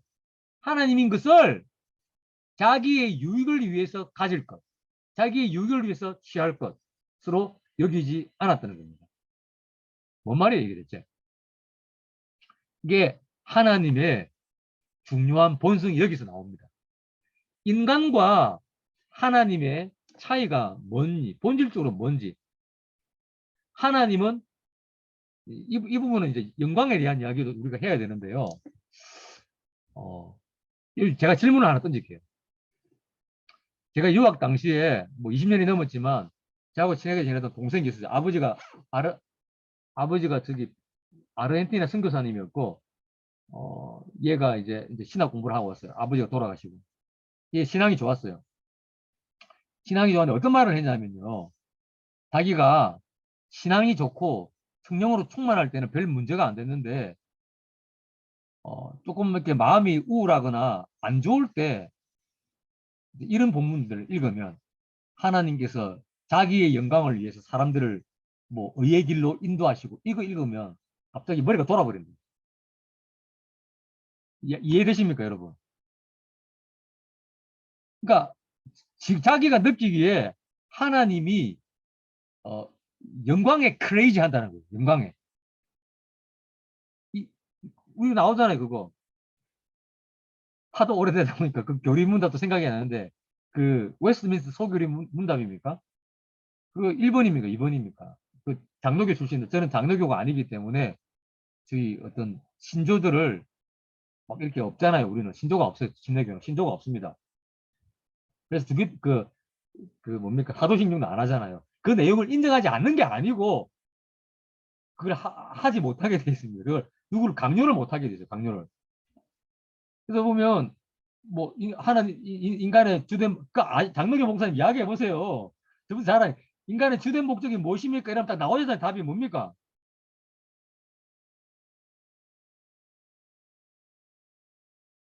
오늘 수업 못합니다. 이렇게 말씀하시는 있잖아요. 소규리 문답, 웨스트민스터 소규리 문답 아닙니까? 아, 하나님을 영광스럽게 하고 그 영광으로 기뻐하는 거였나요? 그런 거 있었을 거예요. 네. 그게 나오잖아요. 그게 우리가 신앙이 좋을 때는 은혜스러워요. 근데 신앙이 안 좋고 뭔가 고난을 겪고 있거나 나한테 막 불운이 상상할 수 없는 불운이 닥쳤을 때 그런 이야기 들으면 머리가 빡 돌아버린대. 어떻게 생각되느냐면 하나님이 영광에 크레이지 한다는 거예요. 영광에. 그럼 이거 한번 생각해 보셔야 돼요. 제가 여러분과 이런 이야기를 나눌 자리는 아닌 것 같은데 제가 그냥 질문을 던진 거예요. 그 부분을 걔하고 이야기한 적이 있어요. 구체적인 이야기는 제가 하지 않겠습니다. 자, 그 부분을 제가 먼저 일단 여러분 생각거리로 던졌습니다. 그리고 볼게요. 여기 남아 있습니다. 자, 희나는 뭐뭐 하기 위해서죠. 그 종속절이라서 제가 줄은 안 끊고 그냥 두꺼운 볼드처럼 그냥 나타냈습니다. 자, 모든 무릎이 무릎 꿇는 거죠. 그리고 모든 혀가 고백하는 거죠. 예수 그리스도가 큐리오스다. 이게 야외. 헬라어로 야외잖아요. 헬라어로. 큐리오스잖아요. 히브리어로 야외고. 그죠? 하나님, 여기 또 나오네. 하나님 아버지의 영광을 위해서. 딱 나오는 겁니다. 여기 지금. 하고, 이제 계속 들어가 볼게요. 나갑니다. 예수님은 빠져있잖아요. 예수님이 관계대명사의 선행사니까 이렇게 지금 넣어 놓았습니다. 제가 번역할 때는. 예수님은 하나님의 영광을 옷 입었기 때문에, 이상하다. 옷 입었기 때문에, 다른 말로 본질에 있어서 하나님이기 때문에, 즉 제2위 성자 하나님이었잖아요. 그죠? 성자 하나님이기 때문에, 다른 말로 예수님은 하나님이었기 때문에 하나님과 동등한 것을 자신의 유익을 위해 어떤 취할 것, 사용할 것으로 여기지 않았다. 이렇게 번역했습니다. 이 번역 익숙합니까, 여러분? 전혀 익숙하지 않은 번역이죠. 잘 봐야 됩니다, 여러분. 이게 지금 사실 이 헬라 지금 2장 6절에서 11절까지 핵심이에요, 핵심. 예수님은 하나님이었기 때문에 하나님과 동등한 것을 자기의 유익을 위해 사용할 것으로 여기지 않아. 이게 수구적 표현입니다. 자신의 유익을 위해 사용하는 것, 할 것. 요거 어디 갔습니까? 요거 아르파가모 이거 자신의 유익을 위해 취할 것. 대부분 아닙니다. 절대 다수의 한글 번역은 이렇게 이야기하죠. 예수님은 쉽게 그냥 번역했습니다. 하나님이었음에도 불구하고 하나님과 동등한 것을 자신의 유익을 위해 사용하지 않았다는 거죠. 양보를 합니다. 이 양보랑이 불가능한 건 아닙니다. 근데 잠깐 생각해보면 오해를 일으킬 수 있습니다. 다르게 말하면 그럼 하나님이라면 자기 유익을 위해서 사용할 수 있단 말인가? 하나님 됨을 약간 이기적인 목적으로 나가는 거죠. 하나님은 이기적인 목적으로 하나님 됨을 이용할 수 있는가? 이용할 수 있다. 그런데 그럼에도 불구하고 하나님은 그럴 수 있다. 근데 하나님이 그럼에도 불구하고 하나님임에도 불구하고 자신의 유익을 위해서 사용하지 않았다. 이렇게 하는 거. 그런 식으로 오해될 수 있습니다. 그 다음에 하나님이셨기 때문에 하나님은 뭐냐? 본질 자체가 자기의 이기적인 목적으로 뭘 하지 않는다는 거죠. 안 한단 말이에요. 그러니까 그런 하나님이기 때문에 인간들과 달리 이기적인 목적으로 그 하나님 됨을 사용하지 않았다. 이렇게 되는 거예요. 요거 두 가지 이거 논리 이해되십니까? 지금 당장 이해 안 되면 수업 끝난 후에 한번 생각하시고 제 강의를 다시 한번 들어보세요. 선생님, 그러면은 그 아르파그몬이라는 그 수거의 의미를 어쨌든 성경 밖에서 다른 용례에서 찾은 건가요? 이게 그렇죠. 여러 가지 용례들을 연구를 한 거예요. 용례를 연구를 해서 내린 결론이 자신의 어떤 이기적인 목적으로 뭘 취하는 것, 사용하는 것 이런 식으로 결론을 내렸고 오늘날의 현대학자들이 그걸 다 따라가고 있죠. 네. 처음 듣네요. 예, 예. 제가 그 논문을 읽어보지는 못했어요. 그 논문 읽어볼 그릇까지는 안 되잖아요. 제가 뭐 무슨 시간이 남아도는 것도 아니고. 근데 그렇게 결론이 나와 있습니다. 어떻게 그 그래서 단어 자체에 나의 유익이라는 그 내용이 내포되어 있다고 보는 거죠? 그렇죠. 나의 유익, 이게 자신의 사실은 유익. 그렇잖아요. 강탈하고 원래 이게 사실 다른 의미로는 이 강탈, 원래 의미 강탈, 탈취인 거예요. 근데 이게 이제 탈취되어진 것이 이미 탈취한 거냐? 아니면 탈취될 것이냐? 이거 갖고도 막 싸웠어요. 근데 이게 그것으로 다 번역이 안 돼요. 근데 사실 탈취하거나 뭘 취하는 거는 사실 자기 이기적인 목적과 연관되어 있는 거잖아요. 사실 이 속에 이미 자기를 유리하게 하는 의미가 들어 있습니다. 사실. 그죠? 이 후보가 끄집어낸 거죠.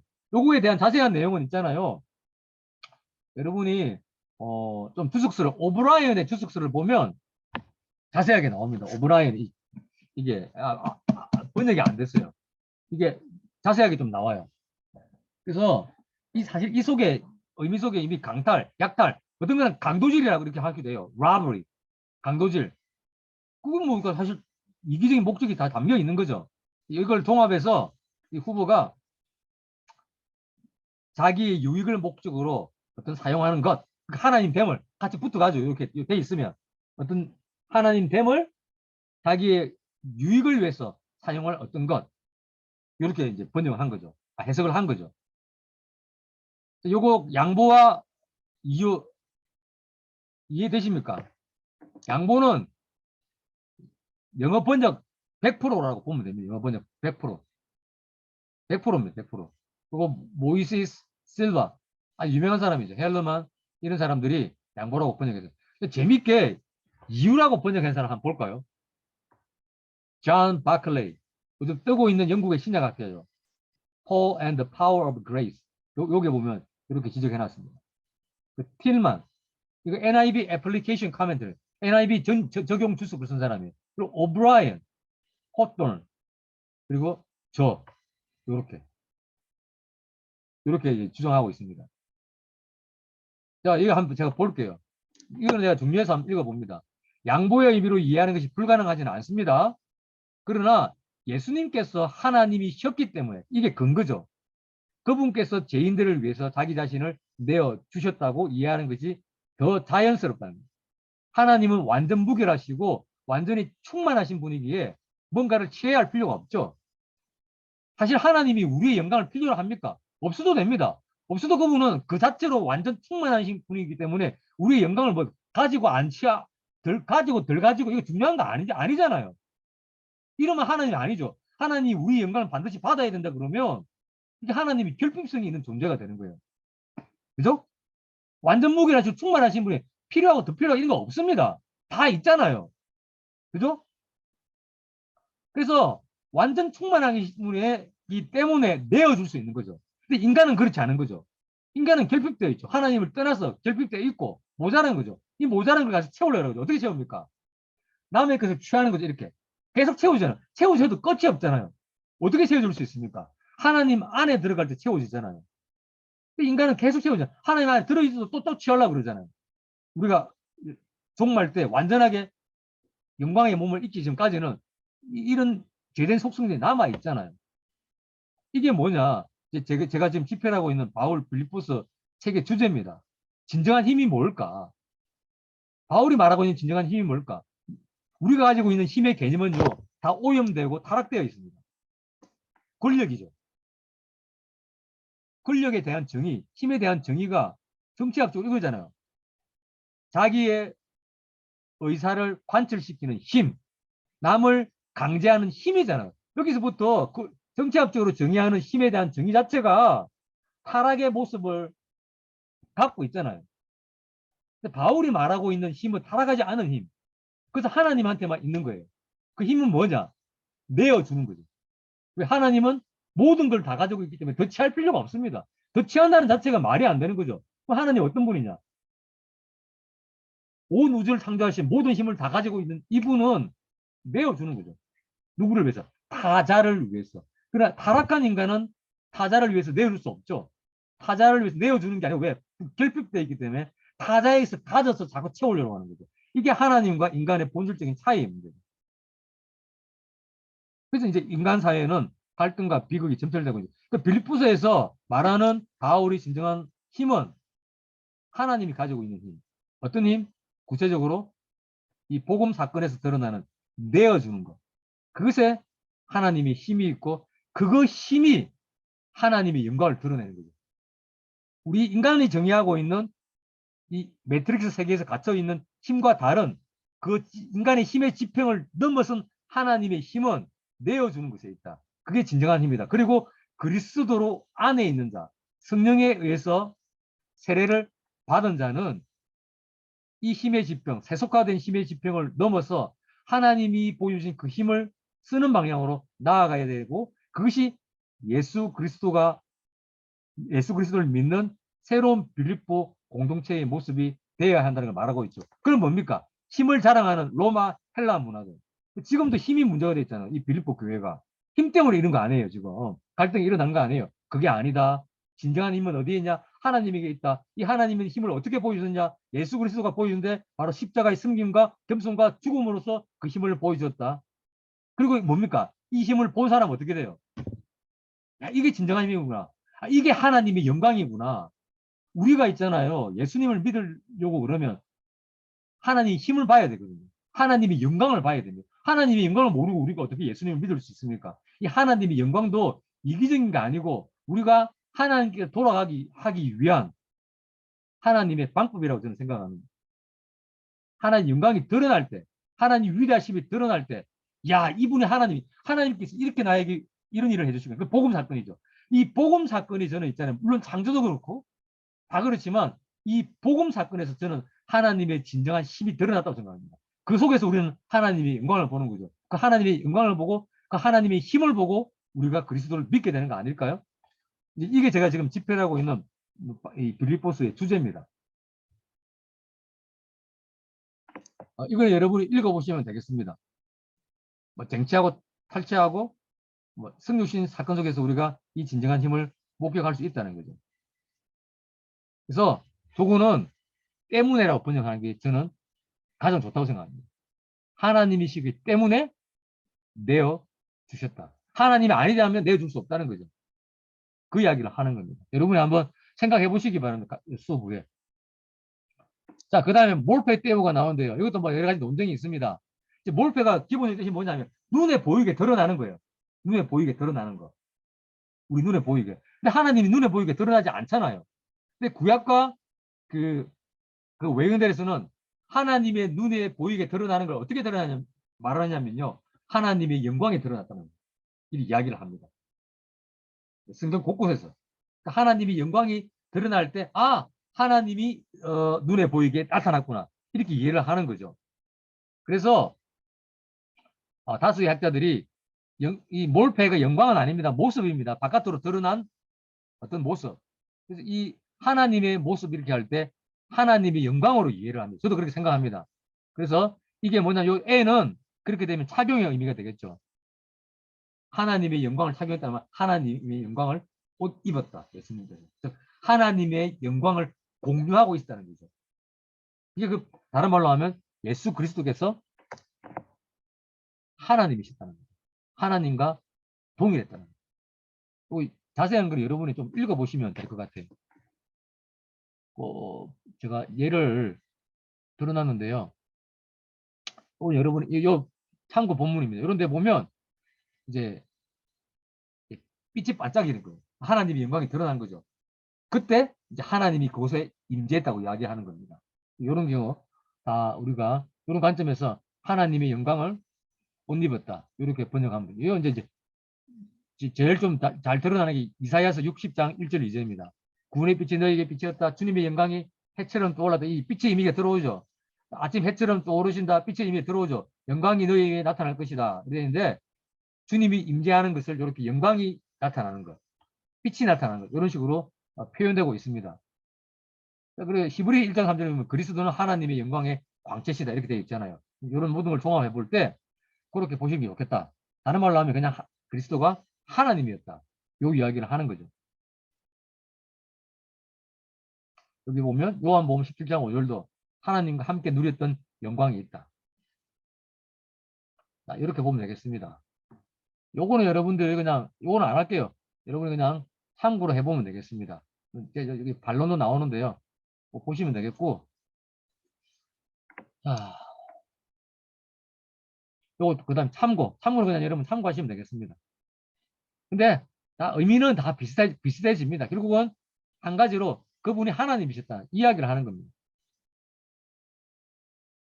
자, 여기에 나옵니다. 여기 보십시오. 하르파가 모스를 자신의 유익을 위해 이기적으로 사용할 어떤 것, 이런 것으로 다 이해한다는 거죠. 이거 보십시오, 여러분. 다 쭉쭉쭉쭉쭉쭉쭉쭉쭉 다 하르파가모스를 자신의 유익을 위해서 이기적으로 사용할 어떤 것, 이런 식으로 결론 내리고 있다는 겁니다. 이 결론을 여러분이 좀 주의하고 있으면 좋겠습니다. 자신의 유익을 위해 사용할 어떤 것 이렇게 제가 줄을 쳐놨죠. 이렇게 보시면 되겠습니다. 2장 7절 봅니다. 자, 그러면 하나님이시기 때문에 오히려 하나님 됨을 자기 유익을 위해서 사용할 거 여기지 않고 어떤 방향으로 내어주는 방향으로 갔다는 거 아닙니까? 그러면 어떤 내어주는 방향으로 갔을까? 어떤 식으로 이타적인 목적으로 갔을까? 이제 나오는 거죠. 2장 7절에 보면. 자, 오히려 대조가 되고 있죠. 자기 자신을 케노센 비우셨습니다. 비웠다는 말이 이거 한번 보십시오, 여러분. 이 비운 게 하나님의 속성을 비웠습니까? 아니잖아요. 우리가 신학적으로 정립되어 있듯이 예수님께서 fully divine, fully God, fully human이잖아요. 완전한 하나님이고 완전한 사람이었잖아요. 그 신약 성경에 보면 다 나오잖아요. 그런 것들이. 그리고 예수님께서 자기 자신에 대해서 호칭했던 에고 아이미 나다. 또 에어예 아시에로 에어예를 줄여준 형태잖아요. 예수님께서 벌써 자기가 자기 정체를 하나님이라고 드러내고 있거든요. 그죠? 이게 있으니까 하나님이 자기 속성을 버렸다는 이야기가 아니거든요. 근데 그렇게 이해하는 사람들 있죠. 그건 아니라는 겁니다. 근데 어떻게 그러면 자기 자신을 비우셨느냐? 하나님이신데 어떻게 비우셨냐? 요거죠. 어떻게 자기 자신을 비우냐? 종의 모습을 취하심으로써. 종의 역할을 가짐으로써 그리고 인간과 같이 되심으로써. 요거죠. 그러니까 성육신 한 것 자체를 말하는 겁니다. 성육신 한 자체. 성육신 해서 인자에 온 것은 섬김을 받으려 함이 아니고 오히려 섬기려 하고 마가복음 10장 45절에요. 자기 목숨을 많은 사람의 대속물로 주려 함이 한 이거 역할, 이 노예, 이것이 바로 요 의미죠. 자기를 비웠다는 거. 성육신 했고 성육신 해서 십자가에 목숨을 내놓았다는 거. 이게 요겁니다. 자기를 비웠다는 그 의미라는 것을 말해주고 있죠. 스케마도 모습입니다. 유레타이스는 발견됐다는 거죠. 그 사람들이 그렇게 본 거죠. 예수께서 성육신에서 왔을 때 그를 사람으로 인식했다는 겁니다. 그렇잖아요. 배고파했고 굶주리시면 배고파했고 배고파서 먹었잖아요. 그죠? 배고파서 드시고 그리고 우시고 노여워하시고 그리고 나이가 되면 키가 자라고 지혜가 더 커졌고 인간의 모습을 완벽하게 보여주셨잖아요. 이런 것들. 이게 바로 자기를 비우셨다는 내용이죠. 자, 그래서 비우다는 내용을 우리가 어떻게 번역하면 좋을까? 이게 번역을 제가 한번 예를 들어 볼게요. NIV와 실바가 잘했어요. Make himself nothing. 이 정말 번역을 잘했다고 생각해요. 그래서 제가 이거 굳이 한국말로 번역하면 이렇게 보잘것없는 존재의 모습을 취하셨다. 요 번역이 참 좋은 것 같아요. 하찮은 존재가 되게 했다. 근데 보잘것없는 존재의 모습을 취하셨다. 요 번역이 좋을 거예요. 비웠다를. 그렇잖아요. 왜? 노예의 모습을 취하셨으니까. 보잘것없는 그 존재의 모습을 취하셨다. 이렇게 번역하면 참 좋은 번역이 될 것 같아요. 또 되시겠죠? 나오죠. 하나님이시기 때문에 아무도 이거 할 수 없습니다. 이 우주상에 어떤 존재도 이렇게 할 수 없죠. 그러나 그분이 하나님이셨기 때문에 충만하신 하나님이셨기 때문에 취할 필요가 없는 거죠. 취할 필요가 없고 오히려 자기를 내어주는 가자 지향적으로 나갈 수 있다는 걸 이야기하고 있습니다. 이게 우리 이제 바울이 말하는 바가 빌립보 교인들아 너희들도 이런 오염된 힘의 정의에서 벗어나서 올바른 힘의 정의를 되새기고 그 힘을 올바른 방향으로 사용해야 된다. 뭡니까? 내어줌과 섬김에 사용해야 된다는 걸 바울이 이야기하고 있는 거죠. 이 정치가들이 이런 이 빌립보서 이거 정치가 되기 전에 이 시험 쳐야 돼요. 빌립보서 시험 치고 합격한 사람만 정치가 해라고요. 국회의원 자격 시험 쳐야 돼요.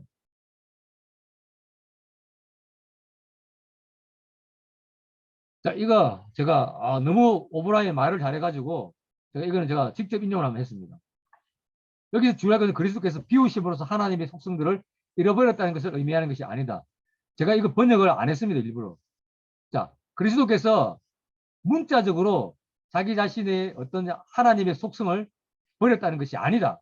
대신 오히려 비유적으로 자기 자신을 비우셨다. 뭐 함으로써? 자, 하나님의 모습을 드러냄으로써. 잘 보세요. 이게 중요합니다.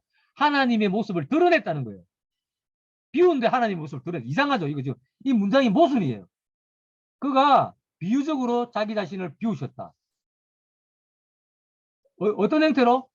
자, 비운 게 뭔지 보여줍니다. In the form of slave and in human likeness. 그러니까 노예의 모습으로 그리고 인간의 모습으로 자기 자신을 비우셨다 했죠. 맞아요. 근데 뭡니까? By revealing the form of God. 하나님의 모습을 드러냄으로써. 이거죠. 근데 그게 하나님의 모습을 드러냈다는 거예요, 지금. 희한한 말이 안 되는 지금 이야기를 하고 있는 거예요, 지금. 이렇게 인간의 모습, 인간의 어떤 형태로, 노예의 형태로 하나님의 모습을 진짜 사람들에게 드러냄으로써 자기를 비웠다. 와, 이거 앞뒤 지금 모순어법이잖아요, 모순어법. 그러니까 이런 식으로 하나님 됨을 드러냈다는 겁니다, 하나님 됨을.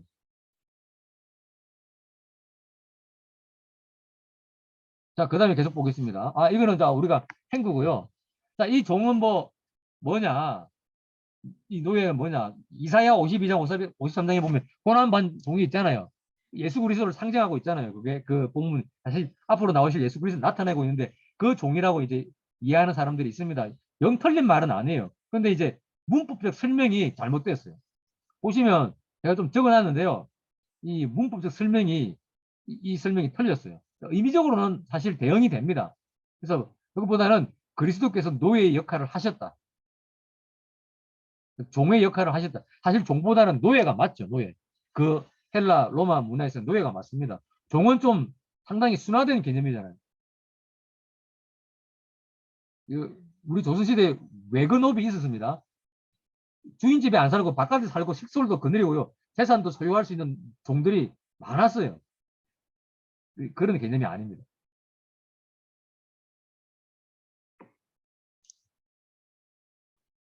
그래서 요거 뭐 로마 헬라 문화의 배경 속에서 이 종의 노예의 개념을 이해하는 것이 올바르다. 요거는 우리가 아까 이야기했는데 여러분 보시면 되겠습니다. 요거 하나가 있잖아요. 이게 여기서 이제 가연설이 나오는데 아까 우리 이거 있잖아요. 인간과 같이 대심으로써 인간과 같이라고 그러니까요. 이거예요. 이거 호모이오마 인간과 같이 대심으로 할 때 그 이 말이 인간과 같이 됐을 때 이게 어느 정도까지 인간과 같이 되느냐? 인간과 완벽하게 똑같았다? 이게 하나의 극단적인 형태예요. 또 하나는 뭐냐 하면 인간처럼 보였을 뿐이지 인간은 아니었다. 이거잖아요. 이 도세티즘이라 그러는데 이 이단으로 정제됐잖아요. 여러분 아시다시피 저는 조직신학이 아니기 때문에 더 구체적으로 말씀드릴 수는 없지만 이단인데 그거잖아요. 실제 예수 그리스도가 성육신 한 게 아니다. 성육신 하신 것처럼 보였다. 그러니까 진짜 이 하나님이 인간의 탈을 썼다. 인간의 탈을 쓰신 것 뿐이었다. 그 인간도 사실 헛개비였다는 거죠. 이런 주장이 있습니다. 그럼 성육신 안 했다고 하니까 이건 무슨 속죄가 이루어졌습니까? 속죄가 이루어진 게 아니잖아요. 인간의 모습처럼 단지 그런 것처럼 보였을 뿐이지 실제 인간의 몸을 입은 건 아니었다. 이렇게 말하죠. 이 극단이 이렇게 말할 수도 있습니다. 호모유마하면 닮았다 이렇게 말하니까 몸처럼 보인다 닮았다 되거든요. 근데 완전히 같았다는 말도 돼요. 이 뭐 어떻게 이해해야 될까요? 양극단이 이렇게 있습니다. 그러면 첫 번째 극단은 아니죠. 예수님이 fully human 맞아요. 완전한 인간은 맞습니다. 그런데 인간과 다른 점이 있잖아요. 딱 두 가지가 다르죠. 뭡니까? 그 속에 하나님의 본성을 가지고 있어요. 요 점에서 인간과 차이가 있잖아요. 또 두 번째, 죄를 짓지 않았다. 죄를 짓지 않았다. 타락한 본성에 오염되지 않았다는 거죠. 타락한 본성에 오염되지 않았다는 거. 이게 인간과 다른 거잖아요. 그런 점에서 완전히 똑같은 건 아니죠. 인간과 차이점이 있습니다. 그리고 또 실제로 신약의 증언들은 예수님이 죽었다고 말하잖아요. 그리고 여자의 몸에서 태어났다고 이야기하잖아요. 우리와 함께 있는 하나님, 임마누엘 하나님.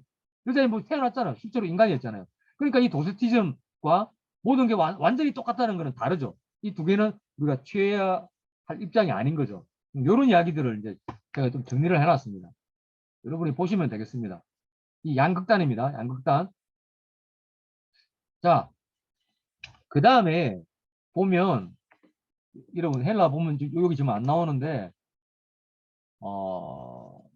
앞으로 가서 한번 볼게요. 2장 조금 더 가야 되겠네요.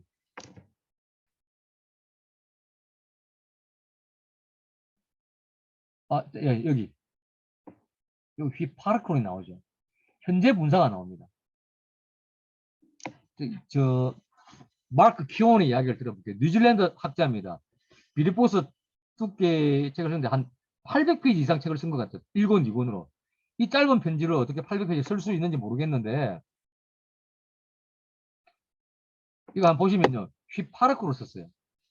하나님의 모습으로 존재했다. 이게 현재 분사잖아요. 그 현재 분사는 여러분 기존 문법에서는 어떻게 처리하냐면 현재니까 늘 그런 사실에 쓰인다고 이야기를 해요. 요 현재 분사라는 점에 차가 나 있어. 자, 예수님이 승육신 했지만 현재 분사니까 예수님은 늘 하나님이었다는 거죠. 이렇게 이렇게 해석을 합니다. 근데 현재 분사라서 늘 그런 건 아니에요.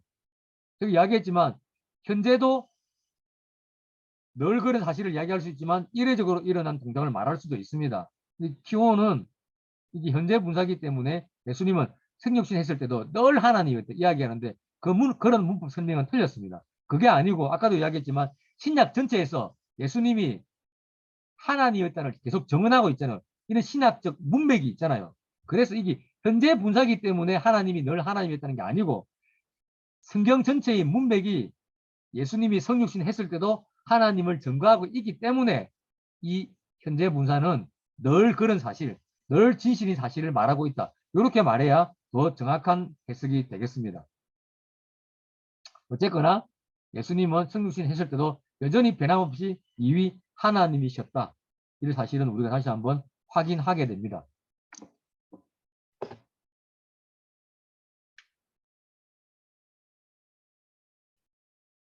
그 다음에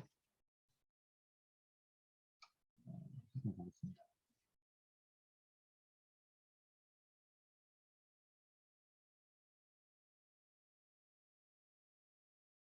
그 다음에 보겠습니다. 여기 보면요. 조금만 더 마실게요. 카이 스케이마티 다이스포스 안트로포스. 자, 이거 카이로 연결됐죠. 그러니까 여기 사실은 전환이 일어나요. 이 분사가 뒤에 있는 이제 동사에 연결돼야 되는 거죠. 뒤에 있는 동사가 뭐냐면 8절 자기 자신을 놔두셨다. 요 분사는요. 아까 제가 구조 분석했을 때 본 것처럼 인간의 모습으로 나타나셨을 때 인간의 모습으로 보였을 때 이렇게 그거는 때로 번역해야 됩니다. 그리고 자기를 낮추셨다. 이렇게 연결돼야 됩니다. 근데 어떤 사람들은 요거를 8절에 연결시키지 않고요. 7절에 계속해서 연결시키는 사람들이 있습니다. 요 카이를 볼 때 그것보다는 8절에 연결시키는 게 더 좋은 것 같아요. 참고하시면 되겠습니다. 자, 모습에 관하여 스케마티는 이제 관련의 역격입니다. 모습에 관해서 인간, 이때 호수는 뭐뭐로습니다. 인간으로서 발견되었다. 즉 사람들이 그를 인간으로 보았다는 거예요. 인간으로 봤잖아요. 발견됐을 때 어떻게 했느냐? 발견됐을 때, 즉 성육신 하셨을 때 요거하고 맞추겠습니다. 자기 자신을 낮추셨습니다. 어떻게 낮추셨느냐? 요거 나오죠? 여기 수단입니다. 수단. 자, 되다. 휘페이코스. 순종하다. 순종함으로써 자기를 낮추셨습니다. 어디까지 순종함으로써? 메크리 어디까지? 따나트 죽음에 이르기까지. 요 대는 적으로 번역하는 게 좋겠습니다. 그러나가 아니고 자, 보십시오. 요 대는 그러나가 아닙니다. 적으로 번역입니다. 적 어디에? 십자가의 죽음에 이르기까지. 순종하심으로써 자기를 낮추셨습니다. 요 말에는 있잖아요. 그러니까 순종의 최고치가 뭐냐 하면 십자가의 죽음이죠. 그럼 다른 순종이 이미 포함되어 있습니다. 다 순종했는데 그 순종의 최대치가 십자가의 죽음이었다. 이야기죠. 그러니까 하나님께 완벽하게 순종했다. 그리스도의 능동적 순종을 지지하는 구절이 여기서도 드러나네요. 십자가에 죽기까지 최대치 순종했다. 다른 건 당연히 순종했고 다른 순종이 전제되어 있습니다. 여기까지 하겠습니다. 하고요. 조금 남았는데 다음 시간에 또 마무리하도록 할게요. 요거는 여러분 같은 말입니다. 죽음에 이르기까지. 뭐 어떤 죽음? 십자가에서 죽기까지. 같은 말입니다. 다시 한번 설명하는 거예요. 자, 질문 있으면 질문 받겠습니다.